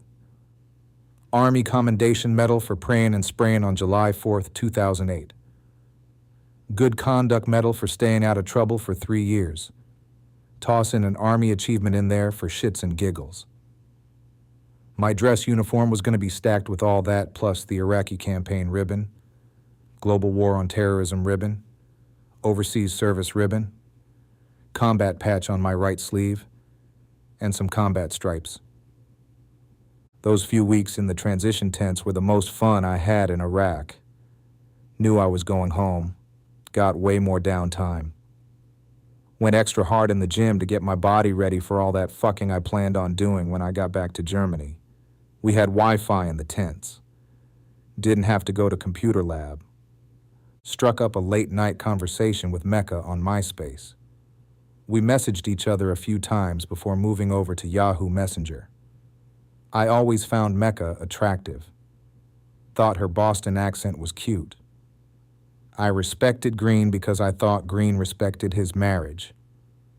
Even after he made it known to me that he fucked other bitches, it didn't seem like a good idea to try and make a move on his wife. Would have made shit difficult for me at work. Up until going to Iraq, Mecca came off as a woman that believed she was in a happy marriage. One wrong move at the wrong time could have caused jazz music to stop. Wasn't trying to have a "you trying to fuck my wife" conversation. Plus, I didn't think that would take a risk on a specialist when her husband was a staff sergeant. That shit don't matter, though. A hurt bitch will do some hurtful shit, especially if she's embarrassed. Men cheat to cheat. Women cheat with a purpose. Mecca probably knew that I knew about what Green did, but I played stupid until she brought it up. Interesting hearing the sequence of events from her perspective. I played the concerned friend for about 30 minutes. Then I pulled the trigger. Shot my shot, and it went in. Nothing but net. Opened a door to see a different side of Mecca. She told me that she found me attractive too. I turned it up a notch. We cyber-fucked, had her fingering herself. I typed with one hand. Jacked my dick with the other while under my whoopee. Tried not to be as obvious as Spanky. I could hear her soft Boston accent through the screen. She came. I came. We almost came together. Felt good to see Green the next day. Mecca and I talked on Messenger every night until I left Iraq. Every step you took to get closer to going home felt like it came with a video game boss that had to be defeated. Everything that was going back to Germany in a Connex container needed to be inspected by customs first. Soldiers from regimental support stood watch to make sure there wasn't any funny business going on. Wanted to make sure we weren't smuggling shit. I wasn't a fan of regimental support. The blood cooks that jumped me at checkpoint were in RSS. Super disappointed when I heard that they survived the whole deployment. The joys of not rolling outside the wire regularly. One of our RSS overseers was being a dick. Sergeant Elliott. Remember that name for later. Trust me on this one. We put up with his shit because we were going the fuck home. A couple of weeks before my flight to Kuwait, I thought that trip would be made in a body bag. Walked out of the dining facility with my to-go plate. Boom, boom, boom, incoming! I ran a 4.340 to the nearest bunker. Got the all clear. Booked it back to tent for accountability. All of our guys made it back. Rockets smoked some guys from 25th. Better them than us. Better to die within the first 90 days than suffer for a whole deployment then get killed. I told Mecca about it that night. She gave me some sympathy cybersex. We talked about fucking when I got back. Green signed up to be a part of trail parties so he'd be with the last group of soldiers that went back to Vilsack. I guess he wanted to experience peace before going to the war at home. I figured it would give me plenty of time to fuck his wife. The time to head home finally arrived. Hopped on a Chinook for a flight to Ballad. Stay at Anaconda for a few days. I felt different walking around the FOB, knowing I was leaving Iraq. Getting an extra $1,000 a month for staying over 12 months sweetened things, but I was ready to go home. C-13, flight from Balad to Kuwait. Stayed a few days at Camp Virginia. A few days of decompression. A few days of lining up pussy for my return to Germany. Steffi and I were talking again. Michelle was still my wife, but she wouldn't be in Vilsack when I got back. Computer lab was the next stop after dinner chow. MySpace, then Hot or Not, linked with a chick named Sweets on there. She was Native American and in the Air Force, stationed in Germany. Saved her in the long game mental folder. Mecca and I were still hitting each other up on Yahoo Messenger. 8 months without pussy had me ready to put her pussy through a wall. There wasn't much to do, so the days in Kuwait moved slower. At the end of the day, some of us would sit in the tent joking about the soldiers that were going to kill their wives when we got back, or the ones that were going back to empty bank accounts. I was happy to have money at end of deployment. Even with a family and paid off debt, I still had something to show for my 15-month bid. Technically, it was 14 months. I flew to Germany on October 30th, 2008. The Army accountant was surgical with the math. If my main body flight would stayed in Kuwait 2 more days, we would have received $1,000 more for our pain and suffering. I felt no pain when I boarded that plane. Big smiles from the flight attendants when they welcomed us. A wave of anticipation swept through cabin as we took off. 4 hours of looking forward to life away from the sandbox. We gave ourselves a pass for clapping when wheels touched down. Exited plane, got on bus ride home. I gazed out the window. Green scenery had me in a trance. Just a day prior, I was looking at nothing but tan. Contrast is beautiful even when it feels ugly. Everybody on bus got excited as we approached front gate to Rose Barracks. MP at gate got on bus. Welcome home soldiers. MP got off bus. Bus moved forward. Dependents were lined up on both sides of main road. They held up signs and cheered. There were also big welcome home signs in the grass. My battles pointed out a sign for me. Welcome home, my light-skinned wonder, from Steffi. A sign was nice, but I wanted some pussy. Bus pulled up to Fire Squadron motor pool. Turned in our weapons. We were debriefed, given a safety brief. Jokes of, "Don't kill your wife if you find out she was fucking Jody," floated through the ranks. Sat around and waited for a while. Then we got into formation, marched to gym. We sang a cadence while we marched into a bright gym full of cheering people. All I remember hearing was, "Mark time march, halt, left face," some words being spoken by somebody important, and "fall out." I had nobody to run to. No one was there to greet me. Just like with graduation at Fort Sill, I told my family to stay put because I would be home soon. Walked through the crowd of soldiers greeting their families and found single soldiers to dap up. Welcome home. Group of single soldiers that lived in the barracks found NCO in charge. We casually walked to barracks, hung out in front of the building where we'd be living again. Same building, but new feeling. Feeling of returning to a place we'd had not seen in over a year. Area looked slightly different. Infantry barracks across the yard was complete. NCO in charge passed out room keys.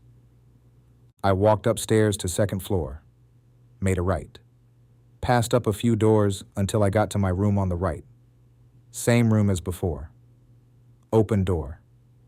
Turned on light and saw all my belongings in black boxes. The movers made sure to deliver our stuff before we arrived. Felt weird to be back. Maybe I felt what convicts felt when they were fresh out of prison. I sometimes wish I could go back in time and simply observe myself standing in that barracks room right after returning from Iraq, just after the welcome home ceremony where no one was there waiting for me. In a way, I take responsibility for that. I had told my family, I'm going to be coming home on leave soon, which would have been about a month later, definitely that December. Because of that, I didn't see the point of them traveling all the way out there. I would have had to house them, figure out logistics, and at the time, it just didn't seem necessary. Things with Michelle were also strange during that period. In a way, we were back together and somewhat reconciled, but it never fully felt like we had truly come back together. Something in our marriage had permanently shifted when we moved to Norfolk. I could already feel that change earlier, when she came with my dad to pick me up after basic training. Even then, I had told everyone, I'll be home soon anyway, so there's no point in y'all showing up. Looking back, part of me wishes they had pushed back and said, no, we're coming to see you. Sometimes you have to say out loud what you really want, and I didn't do that. That night in the barracks room, after everything, what I really wanted was simple human connection and intimacy. While telling this story, I've tried to avoid filling it with a lot of, I don't know, I don't recall, or I don't remember. At the same time, I didn't want every small detail to get in the way of the larger point of the story, the moment itself. Standing there alone after everything that had happened says enough. I asked myself later, did I actually spend that night with Steffi? I know I called her because she had made that sign for me. I think even Top Dotson asked me about it at one point. It's strange how some details stick while others fade. In my mind, there are almost two different versions of the story. One where I spent the night with her and we hooked up, and another where I didn't. What I do know is that I saw her sometime that weekend. I'd have to go back and check the exact date of the week we returned. But if you're reading this, you can look it up yourself. October 30th, 2008. So much of that period was a blur, but I remember that Steffi and I linked up and went out. We might have gone to Cheers or another bar in Vilsec. At some point, we were hanging out with Miller and his girlfriend.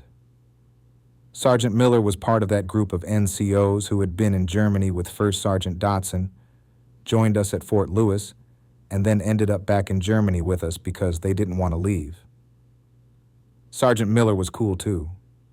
A tall Jamaican guy who had his own section and was seeing a German woman. The rumor going around was that Giamfi had been with her before him. Miller was part of that same circle that included Green and Giamfi. But thinking back on it now, I'm not even sure we actually went out that night. Some of those memories blend together, and the more I try to pin them down, the less certain they become. What I do remember clearly is the feeling of being back, trying to reconnect with people and places after everything we'd just gone through. I think we just went to Miller's place, since he was staying off post.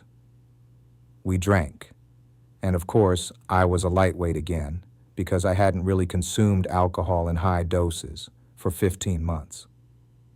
It didn't take long before I got drunk. A wave of emotions hit me all at once. The next thing I remember, I was in Miller's bathroom throwing up.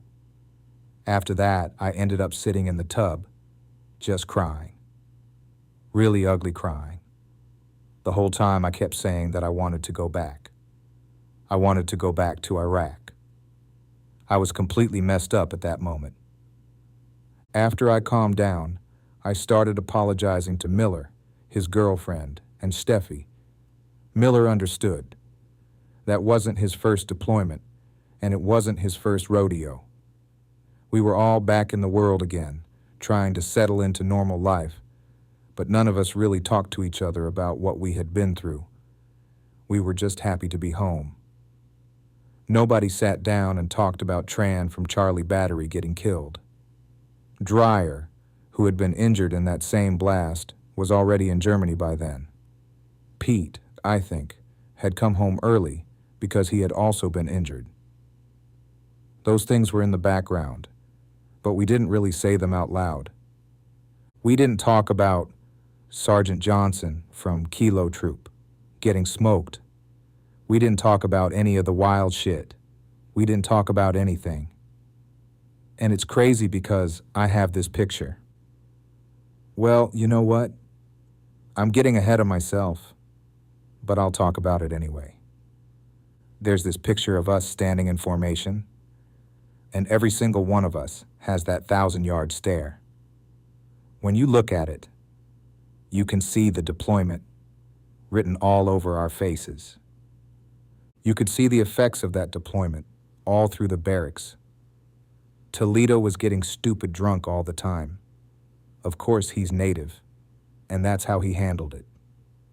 It reminded me of the Native American character in Flags of Our Fathers, a visual of the classic stereotype of a native drowning pain in alcohol. It was the same kind of energy. It was a repeat of when Perkins used to get drunk and wander through the barracks. You learned to keep your door closed. You just weren't trying to deal with it. You'd see guys in the barracks getting high off duster, doing whatever they had to do to escape for a minute. But the thing is, nobody was talking. Nobody said anything about what we'd been through. You didn't want to alert anyone that you were that messed up, because you were trying to stay deployable. You were trying to go back. You couldn't wait to go home. Then you got home, and before long, you couldn't wait to go back. And just like that, we were back. Army life starts out with a crawl. Go to formations, and we're going through the redeployment processing. We're taking transition classes on how to integrate back into life after Iraq. They're like, hey, if you need to talk to anybody, there's behavioral health, there's the chaplain. But nobody's really taking advantage of that. Also during this time is the presidential elections, and that's when Obama was running. And I remember when I saw Obama speak at the Democratic Convention in 2006, and I was all like, that dude is going to be the first black president of the United States. It's also interesting because I remember when I first saw Michelle Obama, people were saying, she's not Claire Huxtable attractive. Makes you wonder. But I was caught up in the whole hype. I remember I had a shirt that I ordered. It was Barack and Michelle doing that famous pound. And it says, pound it out. Interesting choice of words. You know what? I feel like I'm skating around it, and when I first wrote it or started writing this book, I didn't want to apply what's going on today with going back in history, but fuck it. I went into a Reddit search one day looking for music, and I came out learning that Michelle Obama allegedly was born with a penis. And they call her Big Mike. And ever since then, I can't unsee it. And I wouldn't be surprised if at some point it comes out that Michelle Obama is trans and that she will lead the trans movement. She'll be the Black Caitlyn Jenner. Think about it, though. Obama did more for the LGBTQPIA+ community than he did for niggas. If you wanted gender-affirming treatments like bottom and top surgery, Obama would cover it. All niggas got was a phone. So ask yourself this question. Have I ever seen a picture of Michelle Obama pregnant? I didn't vote. I didn't vote at all. I could have done an absentee ballot, but I was super focused on going home. I wasn't worried about who the president was going to be. I was ready to leave. In my mind, it was like, y'all got it? Whoever is supposed to be president will be president. Up until that point, I had only voted once. That was during Bush's second term when I voted for John Kerry. The first time I was eligible to vote, when I was 18, I was away at college and didn't feel like dealing with the absentee process. So, when the election came around, while I was deployed, I just let go and let God. When Obama was elected president, though, it was a moment. Me and Sergeant Will blasted My President by Young Jeezy loud as hell in the barracks. We watched the election celebration on TV, even though it was the ass crack of dawn, because of the time difference. What a time. Back then we were hopeful. I hadn't felt that kind of hope as a black person since the 90s. It felt like the whole country had this sense of possibility. Then 9/11 happened years earlier and everything changed. But at that moment, it felt different. Around that same time, I was also getting ready for the promotion board. Sergeant Wiles helped prepare me for it. They wanted me to go before leave because they knew that once everyone came back, things were going to get busy again. That particular board was a little more laid back. I was allowed to wear AC-us. Still, I studied and made sure I was ready. I wanted to walk in there prepared. I don't think, actually, I know, there weren't any weapons in the boardroom to take apart and put back together. It was straight knowledge. You had to know things like the NCO creed. No one is more professional than I. I am a non-commissioned officer. Honestly, that's about all I remember, word for word now. I just remember that the first words of each paragraph spell out NCO. The first word of the first line is no. The second paragraph starts with competence. And I'm pretty sure the last paragraph starts with officer. I knew my stuff, though. I was calm because I had studied hard, really hard. I knew the rates of fire, the specs, and everything about each weapon system. I knew the Army programs and the leadership questions they might ask. I walked in confidently, and I killed it. There was a huge sense of relief when I found out I had passed the board.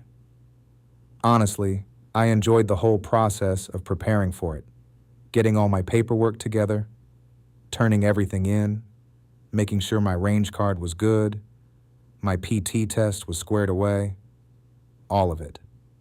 I wasn't even worried about making points. The cutoff was 350, and the first month they rolled out, I checked and was like, oh, I made 5. But I wasn't tripping because I had college credits. I had already knocked out a bunch of correspondence courses. My weapon score was high. My PT score was high. I was solid. I had way more than enough points. So when the time came, I got pinned. I put on my dress greens with my stripes on them, and it was beautiful. My uniform looked so much more elegant than when I wore it as a private. I had sergeant stripes. I had my combat patch on there, my deployment patches, and all the new decorations. I had my combat action badge, my Global War on Terrorism medal, and my Operation Iraqi Freedom medal. I was feeling like a star, man. That was around the time that formation picture was taken, the one where we all had that 1,000-yard stare. Afterwards, I remember thinking about the timeline because it gets a little confusing in my head.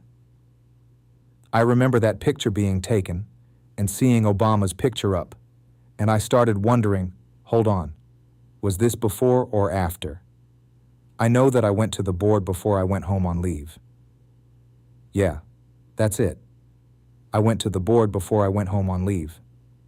Obama was sworn into office in January 2009, so thinking back on it, that's interesting how it all lines up.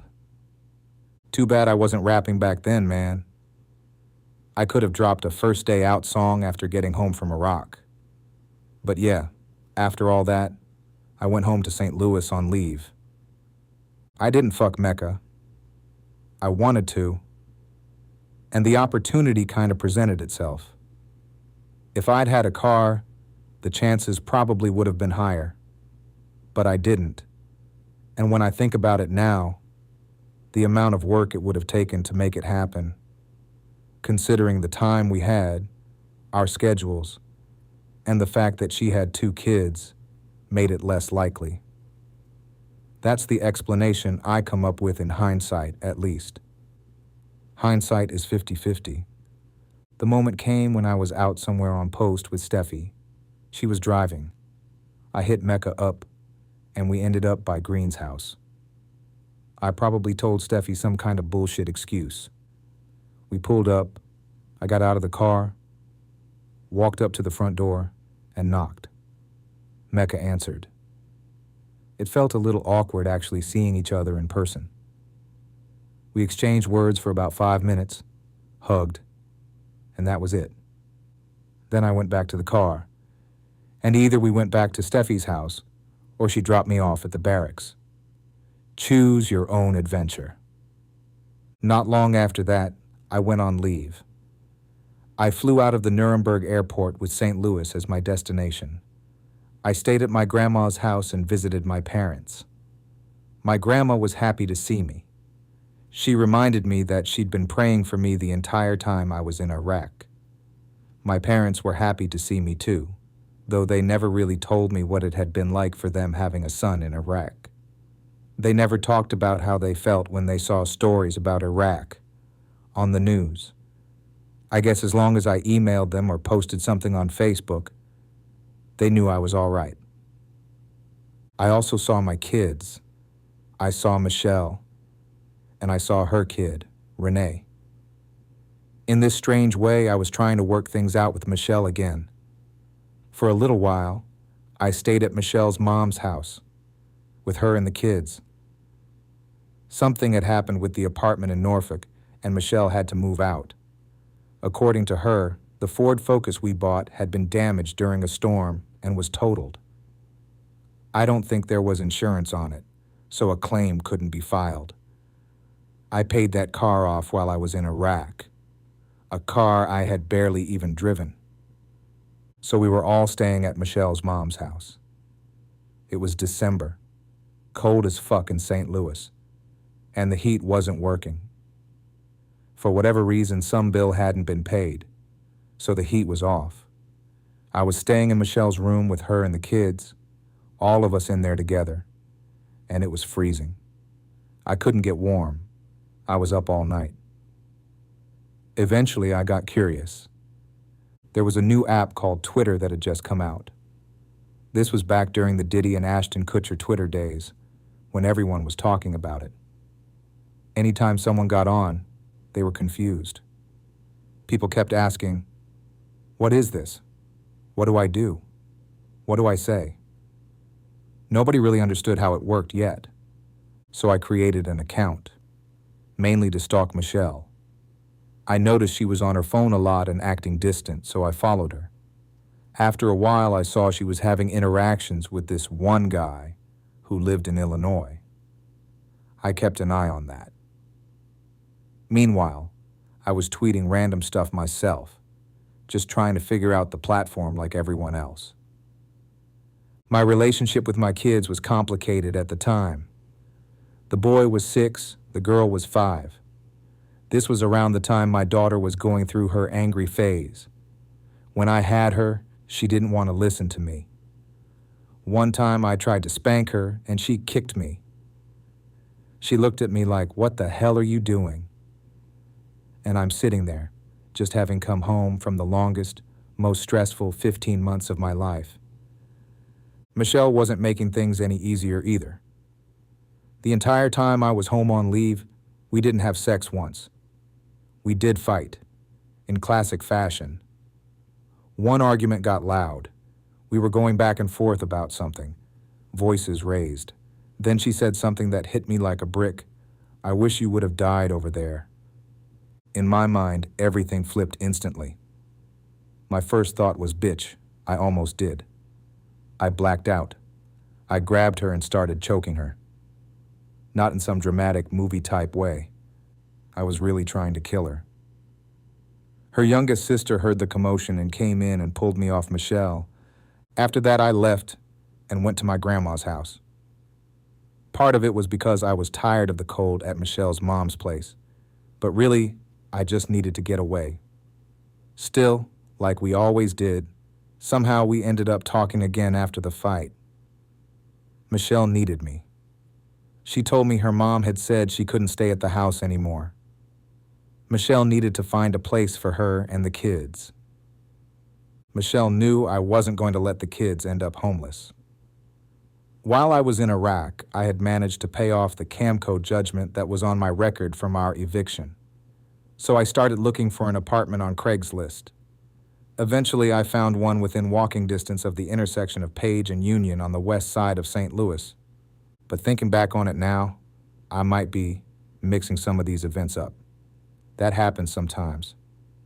Michelle was heavy into gaming back then, and she had met this white woman online who also had kids, and they became friends. The reason I think I might have the timeline wrong is because I actually had 2 different leaves during that period, and some of these memories blur together. I had 2 different periods of leave around that time: redeployment leave and then PCS leave. So it's possible I'm blending or mixing up events from those 2 different trips home. Honestly, whether it happened during the first one or the second one doesn't really change the story. Michelle met some white woman through gaming. This woman lived in Lawton, Oklahoma. Good old Lawton, home to Fort Sill, home of the field artillery. Michelle and this woman came up with what they thought was a bright idea. The 2 of them would live together. So we took a road trip down to Lawton to check things out. Looking back, it feels like I packed a lot into those 2 weeks. We drove down to Lawton, looked at places to rent, and met the woman Michelle had been talking to online. While I was there, I even went to Fort Sill and met with a career counselor about re-enlisting and possibly getting stationed there. Saying it out loud now sounds pretty crazy. At the time, that was the idea floating around. After spending some time in Lawton, meeting the woman and checking out houses, we drove back to St. Louis. Around that time, I found an apartment for Michelle. I paid the deposit and the first month's rent to get her and the kids set up. Still, the entire time I was home on leave, Michelle and I never slept together. 2 weeks passed, and eventually I flew back to Germany.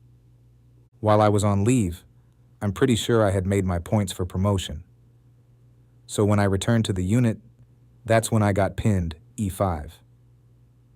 Moments like that are why I try not to get too stuck on tiny details when telling the story. Sometimes I start thinking too hard about timelines, like exactly when that picture was taken of us in formation with the 1,000-yard stare.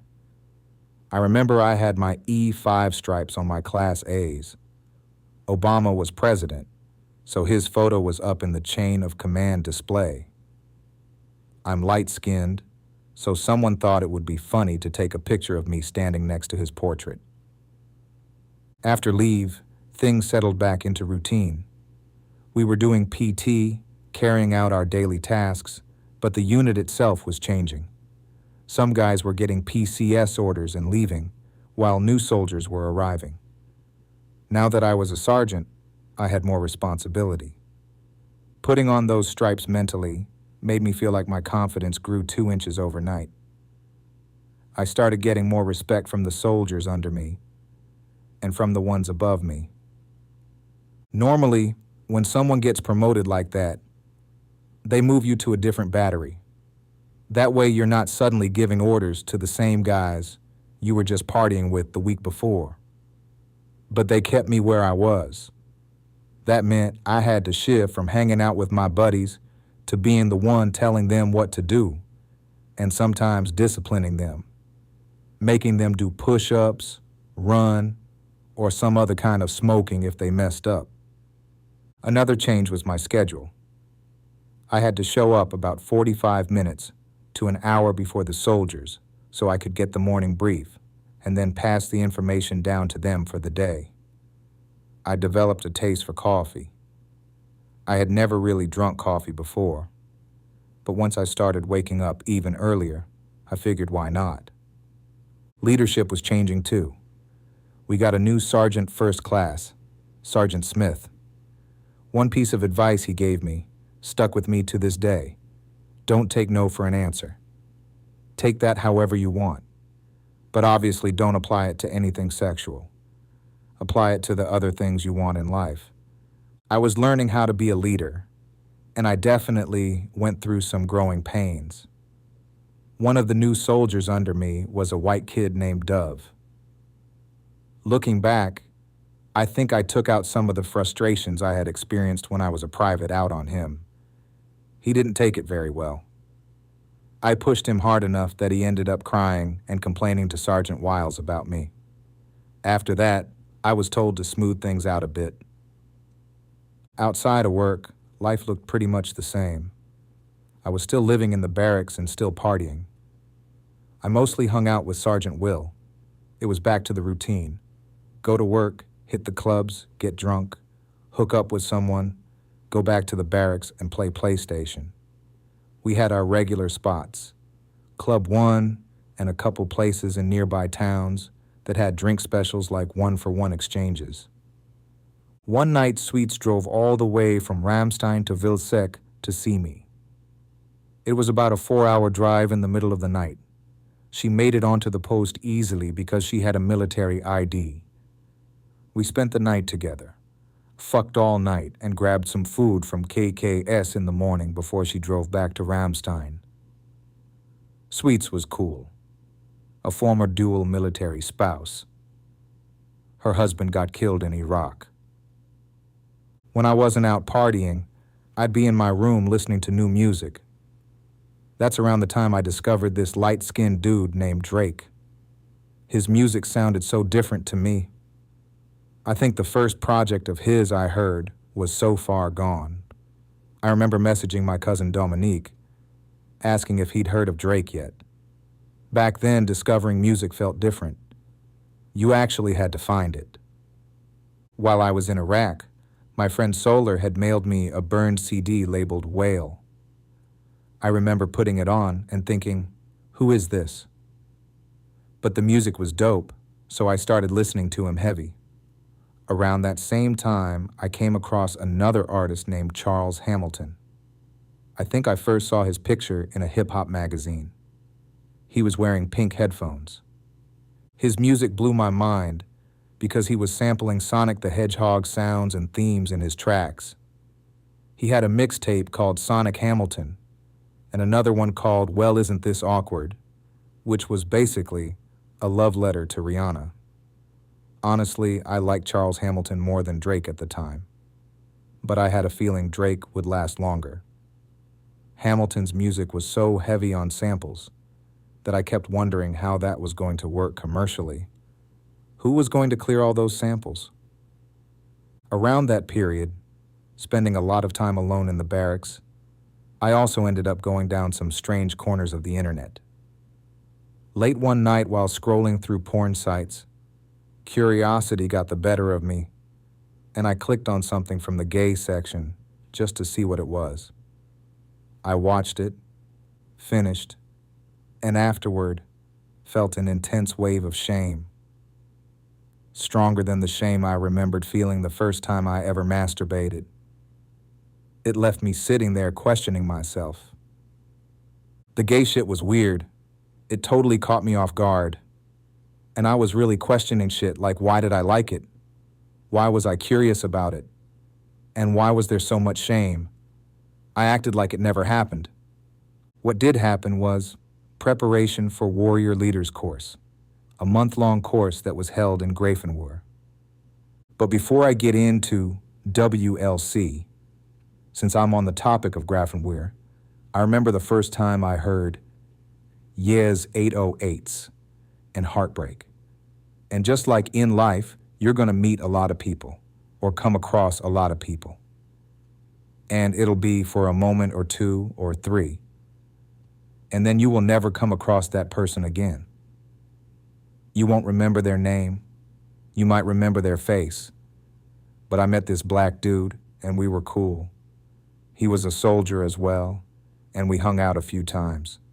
We went out to the club, and we were in Grafenwohr. He might have been stationed at Grafenwohr, but he gave me a ride back to Vilsec. I was laying in the back seat. It was cold because it was cold outside. There was snow on the ground, and he was playing 808s and Heartbreak. And Say You Will was forever burned into my brain because of that moment. Back to WLC.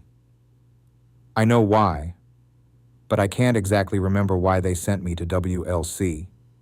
I don't know if it was because I extended. That might have been it. Or it might be because of another reason. And we'll get to that while I talk about WLC. Wiles taught me land nav because a lot of people failed land nav. My dad told me that he was not a first-time go at land nav. And so Wiles sat down with me. We bust out a map and a compass, and he taught me how to read that bitch. One of the top 5 lessons I ever got in the Army. There was a packing list. I got all that together. They checked my shit. I passed the PT test for WLC. Another NCO dropped me off at WLC. He was one of the new guys, one of the guys that got to our unit after we got back from Iraq. Or he might have got there before we left for Iraq and just ended up on Rear D. See how these things can blend together. Because I'm having memories of us doing guard duty at the ammo collection point. It was like one of those random guard duties we had to do that was 24 hours. But he dropped me off at WLC super early. WLC was what my recruiter described AIT as. Like feeling not like basic like how mine was, but a little bit more freedom. It was like if a bunch of NCOs or high-speed specialists went to AIT, but you're just learning how to be a leader. During WLC, it was the first time I worked directly with female soldiers. Having female medics in Iraq kind of counts, but not really. We got in-processed. Paperwork was all squared away. I got assigned to barracks. It's like an open bay. And it's all kinds of MOSS in there. It was a good blend of backgrounds and experiences. The day would go like this. Get up early for PT. They taught us how to lead PT properly. We do PT. We go to breakfast chow. And while we're in line, we have to do pull-ups and get back in line. We eat breakfast, then we would have class. Class all morning. Lunch chow. More class. Evening chow. Get ready for bed. Of course, there was fire guard throughout the night. Evening time was cool. It was very relaxing. We would do stuff like play poker. And most of us were from 2 SCR, so we would just talk about Iraq. The infantry guys would make jokes about my combat action badge because they were like, oh, women could get those too. Mind you, this was back before women were allowed in combat jobs. But the infantry guys were cool. There was one white guy that I got really cool with. He was from Texas. We would hang out after we graduated.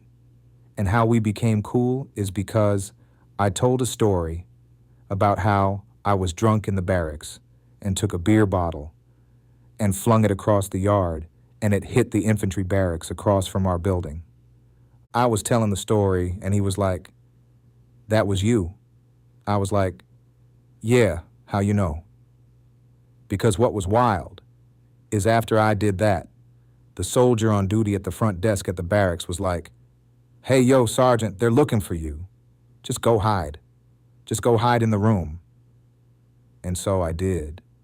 But old dude was like, oh man, I was on duty at our barracks. And I was like, oh shit, my bad. But we were cool. WLC was cool. It was good to get away from the unit. I learned how much I didn't know about infantry tactics and movements, so we had to go over that. We had to go over leadership stuff. Had to know the NCO creed backwards and forwards. We took tests. We actually went through a movement exercise, and then we had a final field exercise. Before we even got to that exercise, we did land navigation. It was a self-correcting course. I passed that motherfucker the first time because I just wasn't trying to go through that bitch again. For our final field problem, we road marched out there. So we're in full kit. You got your flak vest, you're carrying your weapon, you got your helmet on, and you got your rucksack. One of the females in our platoon was getting her ass kicked by that hike. She got a blister on her foot, and she was crying about how much it hurt. My partner, Texas boy, carried her rucksack for the last few miles. And I was like, you are better than me, homie, because fuck that. This rucksack is heavy enough. We went through our final field problem. We did some tactical movements. We had a Polish soldier in my platoon. He was cool. It was a good experience. During that time, I found out that Uncle Sam fucked me again. I had extended for 2 years. I was supposed to get orders to Fort Riley because Sergeant Major was like, we'll hook you up. We'll get you to Fort Riley. Shout out to Sergeant Major Diamond. So I'm waiting for orders to Riley. The orders never came. The orders never came. I look on my ERB, and it said that my date to leave Germany was my date to get out of the army. And I was like, what the fuck? So I call up our equivalent of HR, and they were like, yeah, that happened because you still didn't have enough time to go to a new duty station. They said that if I wanted to leave Germany, I was going to have to re-enlist. And I was like, fuck. The only reason I really wanted to leave Germany was because of my kids and because I was trying to make that weird marriage of mine work. I just wanted to give it one more go. So I said, fuck it, I'll do it. One of the options for re-enlistment was a getting the duty station of my choice of options given. I was looking at either Fort Bliss in El Paso, Texas, or Fort Carson in Colorado Springs, Colorado. Damn, I didn't even mention the fact that while I was in Iraq, I was thinking about reclassing. I was going to try to reclassify to 25-something, something in IT, because I liked computers. My credit was janky, and I couldn't get a security clearance at the time. I finally got the clearance when I got back to Germany. I had to explain my fucked up credit. I think I was just tired. I wanted something different. I was tired of artillery because the only thing I felt like I experienced was getting rained on. So I figured I'd get a bonus and change duty station. If I was going to another duty station, that motherfucker had to be mechanized. I didn't want to get rained on anymore. I wanted to be inside the Paladin. I wanted to be warm. I wanted to be able to close a hatch when the rain came down. So the options were Carson or Bliss. I talked to one of my instructors at WLC, and he said, "You don't want to go to Bliss. It's just like being in Iraq again." I was like, oh, hell no. So I graduated from WLC. We had a whole ceremony. It was dope. I went back to work. I talked to the career counselor and said I'd go ahead and re-up. I re-enlisted for 4 years. I got a $5,000 bonus, which was taxed. And I chose Fort Carson for my next duty station. Like with most of my other bonuses, I couldn't tell you exactly what I did with that money. Actually, I take that back. I put a down payment on a car. Since I knew I was going back to the States, I went to the dealership on post, the legit one, not the scammy ones. We set it up so I would order a Ford Fusion, and it would be shipped from Mexico to me once I got back to the States. Bonus time was always nice for me. I reported to the regular Army in February of 2006, and that's when I would get my bonus. So I'd get my tax money, usually around $8,000, and then maybe another $2,000 from the rest of my bonus afterward. So I was out there feeling like I was balling out of control, doing stupid shit. Speaking of stupid shit, I started seeing the effects of Iraq in the barracks. One of my battles, Toledo, he was native and fit the stereotype. Dude would be drinking heavily. I'd see guys doing duster, but we never talked about what the fuck we went through. We'd tell stories around the new guys, but that would be it. W were rock stars to them, just like when I got to my first unit at Lewis. The guys coming back from Iraq were rock stars to me, and I felt like one, especially after I got my stripes. I felt like the man. I felt like the shit. It was still the same routine. Go to the club, get drunk, hook up with somebody, see how many bodies you could rack up, catch feelings sometimes. Me and Steffi were still cool. One time we went to the bowling alley. This was before Rome and Scylla left for Fort Hood. Scylla had a friend named Renati. She was a black chick from Washington State, either Tacoma or Seattle. She had lived there for a while. She was married to Elliot, the asshole staff sergeant who had been supervising us when we were getting our stuff inspected to ship our connexes back from Iraq to Germany. Scylla introduced us.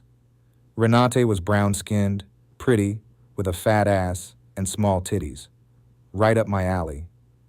I was instantly hooked. One day at work, Rome told me Renate was going to be at their house and they were having a little going away, get together. So I went over there. The chemistry was instant. She loved rap. She loved Jay-Z. We talked about that for a while. She gave me a ride back to the barracks. Her and her husband were separated because he was cheating. They had a son together. When she dropped me off at the barracks, I tried to kiss her and she was like, "I don't know where your mouth has been. I heard about you." Yeah, she knew I had eaten out her friend Brooke. We exchanged numbers and stayed in touch. She liked to play the slot machines on post, so sometimes we'd meet up there and just hang out. One night I got lucky. She hit me up and said her and her homegirls were at Checkpoint in Graf. She told me to come out there. I didn't know if I was going to go, but there was a possible opportunity to get some pussy. So I ran over to staff duty. Sexton was on duty. I asked if I could borrow his vehicle and told him what the deal was. He said, "Yeah, just make sure you're back by a certain time." So I borrowed the vehicle and drove out to Checkpoint. Then Renate called and said they had already left and she was back on post at home. She gave me her address. So I turned around and drove back onto post and went to her place. Her husband was living in the barracks because of their separation. The same barracks as the cooks that had beat my ass earlier. I got to her place. She was tipsy. We fucked, and my God, that pussy felt so good. I was sprung. That pretty much started an 8-year situation. We would see each other when we could. I think we fucked maybe one more time. But she was still married, and eventually her husband got orders to go back to Fort Lewis. When she left with him, it kind of fucked me up. She had a family she was trying to save. From the time I got my PCS orders up until it was time for me to leave Germany, it was pretty much party and bullshit. One time I went out to Regensburg with Wiles, and that motherfucker almost killed my ass. He was driving, and he was under the influence. He hit a curb, and I was like, "Damn, motherfucker. Are we gonna make it?" Then there was another time that I went to the one in Nuremberg with Gyamfi. We linked up with the German chick that I had messed with when I first got to Germany. We had been fucking around for a little while back when I first got there. She had her friend with her, so we hung out at the club and then went back to her friend's place. I smashed old girl while Gyamfi was fucking the homegirl. We dipped out early. The next day the girl hit me up and said, "Your friend was fucking my friend in the ass." I think if I didn't have kids in the States, I probably wouldn't have tried to go back. But the vibe of the unit was different by then. The guys I came in with were leaving, and new soldiers were coming in. They were preparing for another deployment, and the next one for them would be Afghanistan.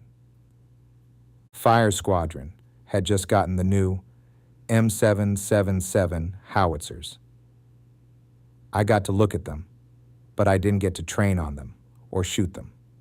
I just got to see them. Then it was time for me to out-process and start looking toward the next phase of my Army career. I had signed my contract, 4 years, Fort Carson, a $5,000 bonus that got taxed. So I left with about 3. I put a down payment on a car, a black Ford Fusion, base model. One of my white battles from FDC, a guy from North Carolina, told me he would take me to the airport. I cleared everything out of my room. I had already cleared post and sent everything with the movers. Yep. It was bittersweet leaving those barracks because I had so much fun there. So many good times. But it was time to move on. I said goodbye to my Texas partner from WLC. We had hung out a few times in his barracks, drinking Captain Morgan and listening to Leonard Sky Nerd. I said my farewells to everybody else in the barracks. My battery gave me a plaque. I got my awards. It was time to go. I went over to my homie's place on post, and we had a barbecue. Another homie, Barker, cooked me some chicken. He told me he wouldn't cook me chicken again until we met up again. We drank a few beers and talked about Iraq. Then I went to bed. I had an early flight. My partner drove me to the airport in Nuremberg. I checked in. It was time to board. I stepped on the plane. Epilogue. I'm finally done with this bitch. It took me about 2 years to write it. Yeah, about 2 years. I need to go back and look at when I put out Red Leg 2, because that'll give me a better time frame. But I know I was actively writing Red Leg 3 in 2024 and all of 2025. Once I started seeing the light at the end of the tunnel, I knew I wanted this book to be written and done no later than the first quarter of 2026. A lot of stuff has happened over the course of writing this book. I retired from stand-up comedy. I made the transition into music. I moved to Puerto Vallarta, Mexico. I got married. Does anything else stand out? There's also a war with Iran going on. During my cross-country road trip, I spent time with Scylla. I know I talk about her in Red Leg Volume 1. No, I don't talk about her in Red Leg Volume 1. She comes into the picture in Red Leg Volume 2. See, there I go, blending two different stories. It's just crazy because it has taken me about 8 years to write 3 books. I feel like an artist in the 90s who used to put albums out every 2 to 3 years. I started writing Red Leg 1, I want to say, in 2018. I was definitely about midway through grad school when I started the Red Leg podcast, and my brother told me that I should turn it into a book because the podcast was holding his attention. And if you can hold the attention of anybody with ADD or ADHD, you've got a piece of gold on your hands. I'm bringing up Scylla because during my cross-country road trip, I originally planned to go from Atlanta, have a brief stop in Louisville, Kentucky, then stay in St. Louis for a few days to see my grandma. After that, I was going to Kansas City, Missouri, just to hang out with my brother for a few days. Then I planned to stop in Colorado Springs, Colorado. That was my last duty station before I got out of the Army. And that's going to be the major player in Red Leg Volume 4. In Red Leg Volumes 2 and 3, you get to experience the first half of my Army enlistment. Red Leg 4 is going to be the second half. While I was in Colorado Springs, I linked up with Coop. Then I linked up with my gunner turned number 1 man, Rob, or Robinson. I don't want to mix it up because if you read the books, you might think Rob was my old chief. But Robinson, wow, what a coincidence with the names. He was my number 1 man, and then my gunner, when I was a section chief at Fort Carson. I know I'm giving some of the plot of Red Leg Volume 4 away, but hey, there you go. And then I also linked up with an old fling. I was way too toxic when we were together for her to give me some pussy while I was in the Springs, but it is what it is.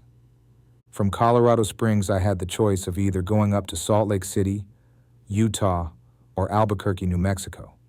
I was talking to my brother, and he was like, Utah might be a little too white for you, homie. So I was like, all right, let me go to Albuquerque. I got there and didn't even know Scylla was going to be there. I thought she was in Phoenix, Arizona. I think I put something on Snapchat, and she hit me up like, oh, you're in Albuquerque? I'm going to be in Albuquerque to meet up with my cousin. So I was like, cool. We linked up, and it was good to see her. I hadn't seen her in the physical in years. The meetup was funny because back in 2021, when I was living in Houston, Rome came through, and we hung out for a little while. His current wife looks just like Scylla. I was like, damn. So fast forward to 2024. Linking up with Scylla again. She was dealing with a lot. Diagnosed with schizophrenia, messing around with coke, and she had a gun charge. She ended up shooting some dude she was messing with. I don't know if schizophrenia played a role in that, but either way, we hung out. Scylla made music too, and I was like, oh shit, I've been getting heavy into production. She played me the music she made with her son, and all these light bulbs started going off in my head. I'm like, damn, we could really make something happen. The music was good, so I hung out with her and her cousin. They were doing coke and offered me some. I was like, no, I'm good. The most I was doing on that road trip was weed from the dispensary. When it was time to go, she came back to my Airbnb to use the bathroom before heading down to Las Cruces, New Mexico. I thought about making a move, but it didn't feel right, so I let it play out. She went down to Las Cruces, staying at an Airbnb her mom owned. Her life was kind of in shambles. Gun charge, possibly facing a felony, bouncing from place to place. My original plan was to go from Albuquerque to Vegas, and I had already booked the Airbnb. But I switched things up, pushed the date back, and went down to Las Cruces after she invited me. I think we ended up spending Thanksgiving together. We were hanging out, and I was like, this road trip is a once-in-a-lifetime experience. It's like a literal movie, and I've been playing it safe.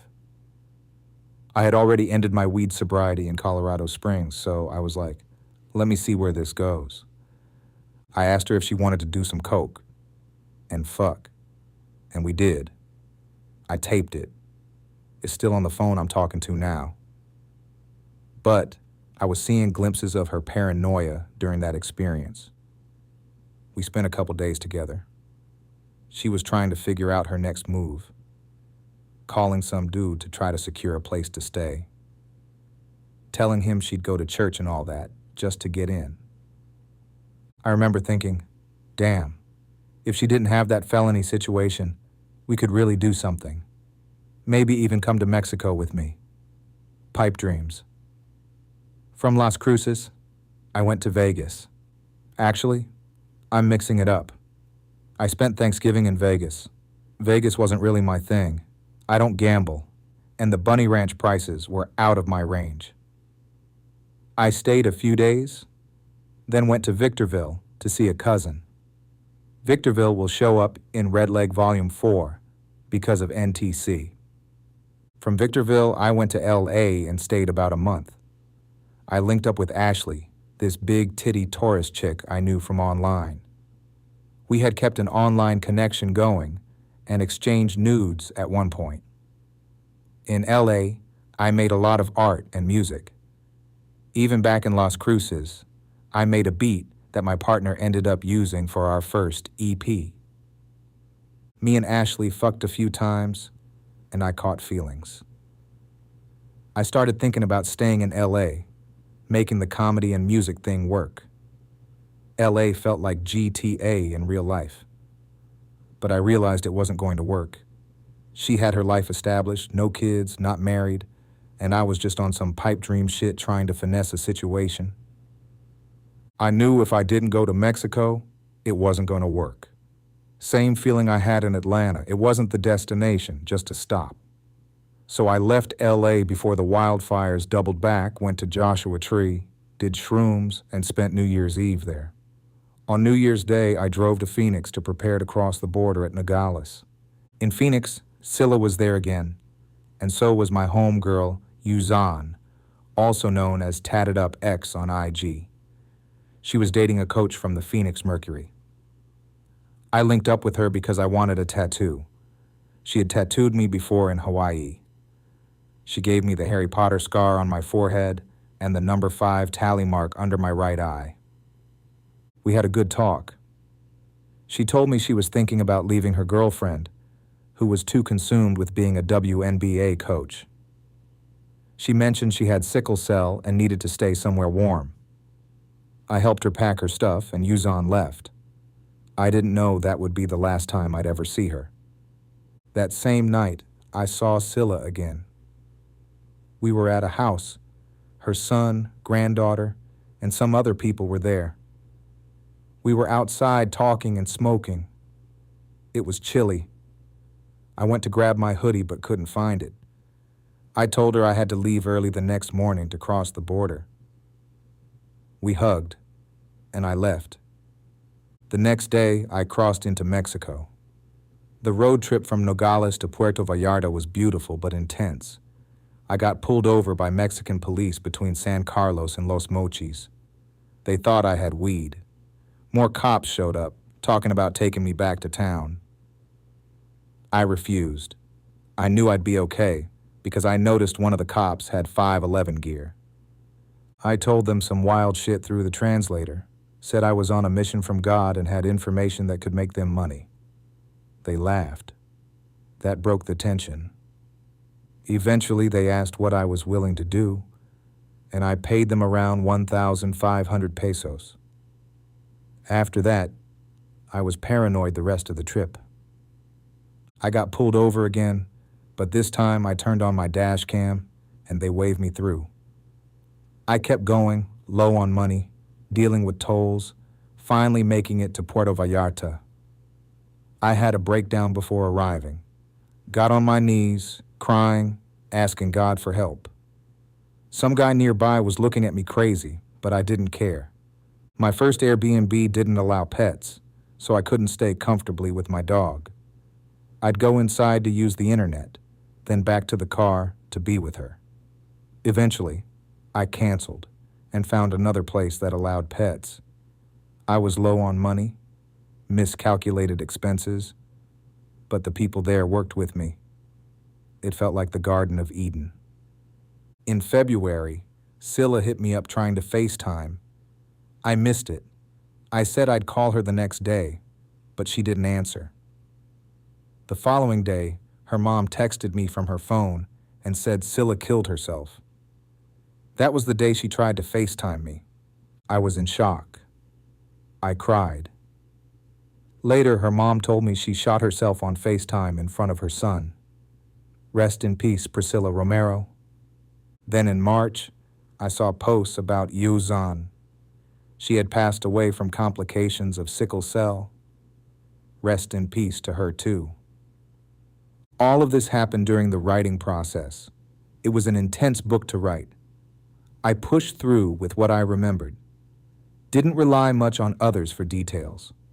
I just kept going. As I finish Red Leg 3, I'm already thinking about how I want to approach Red Leg 4. It's going to be totally different from the first 3. I learned a lot about my writing process, dictation, using 11 Labs, cleaning it up with ChatGPT, blending styles. After the series is done, I need to do the audiobook for Red Leg 3. Probably just run it through 11 Labs and put it on YouTube. Then comes turning the books into movie scripts. I might use AI for that too, maybe even create the movie with AI first before pitching it. I've thought about making a comic book version too. There's a lot of directions this can go, but first I just need to finish. I've been living with this story for 8 years. I'm ready to be done writing about that part of my journey. Oh yeah, I watched The L Word when I was at Warhorse.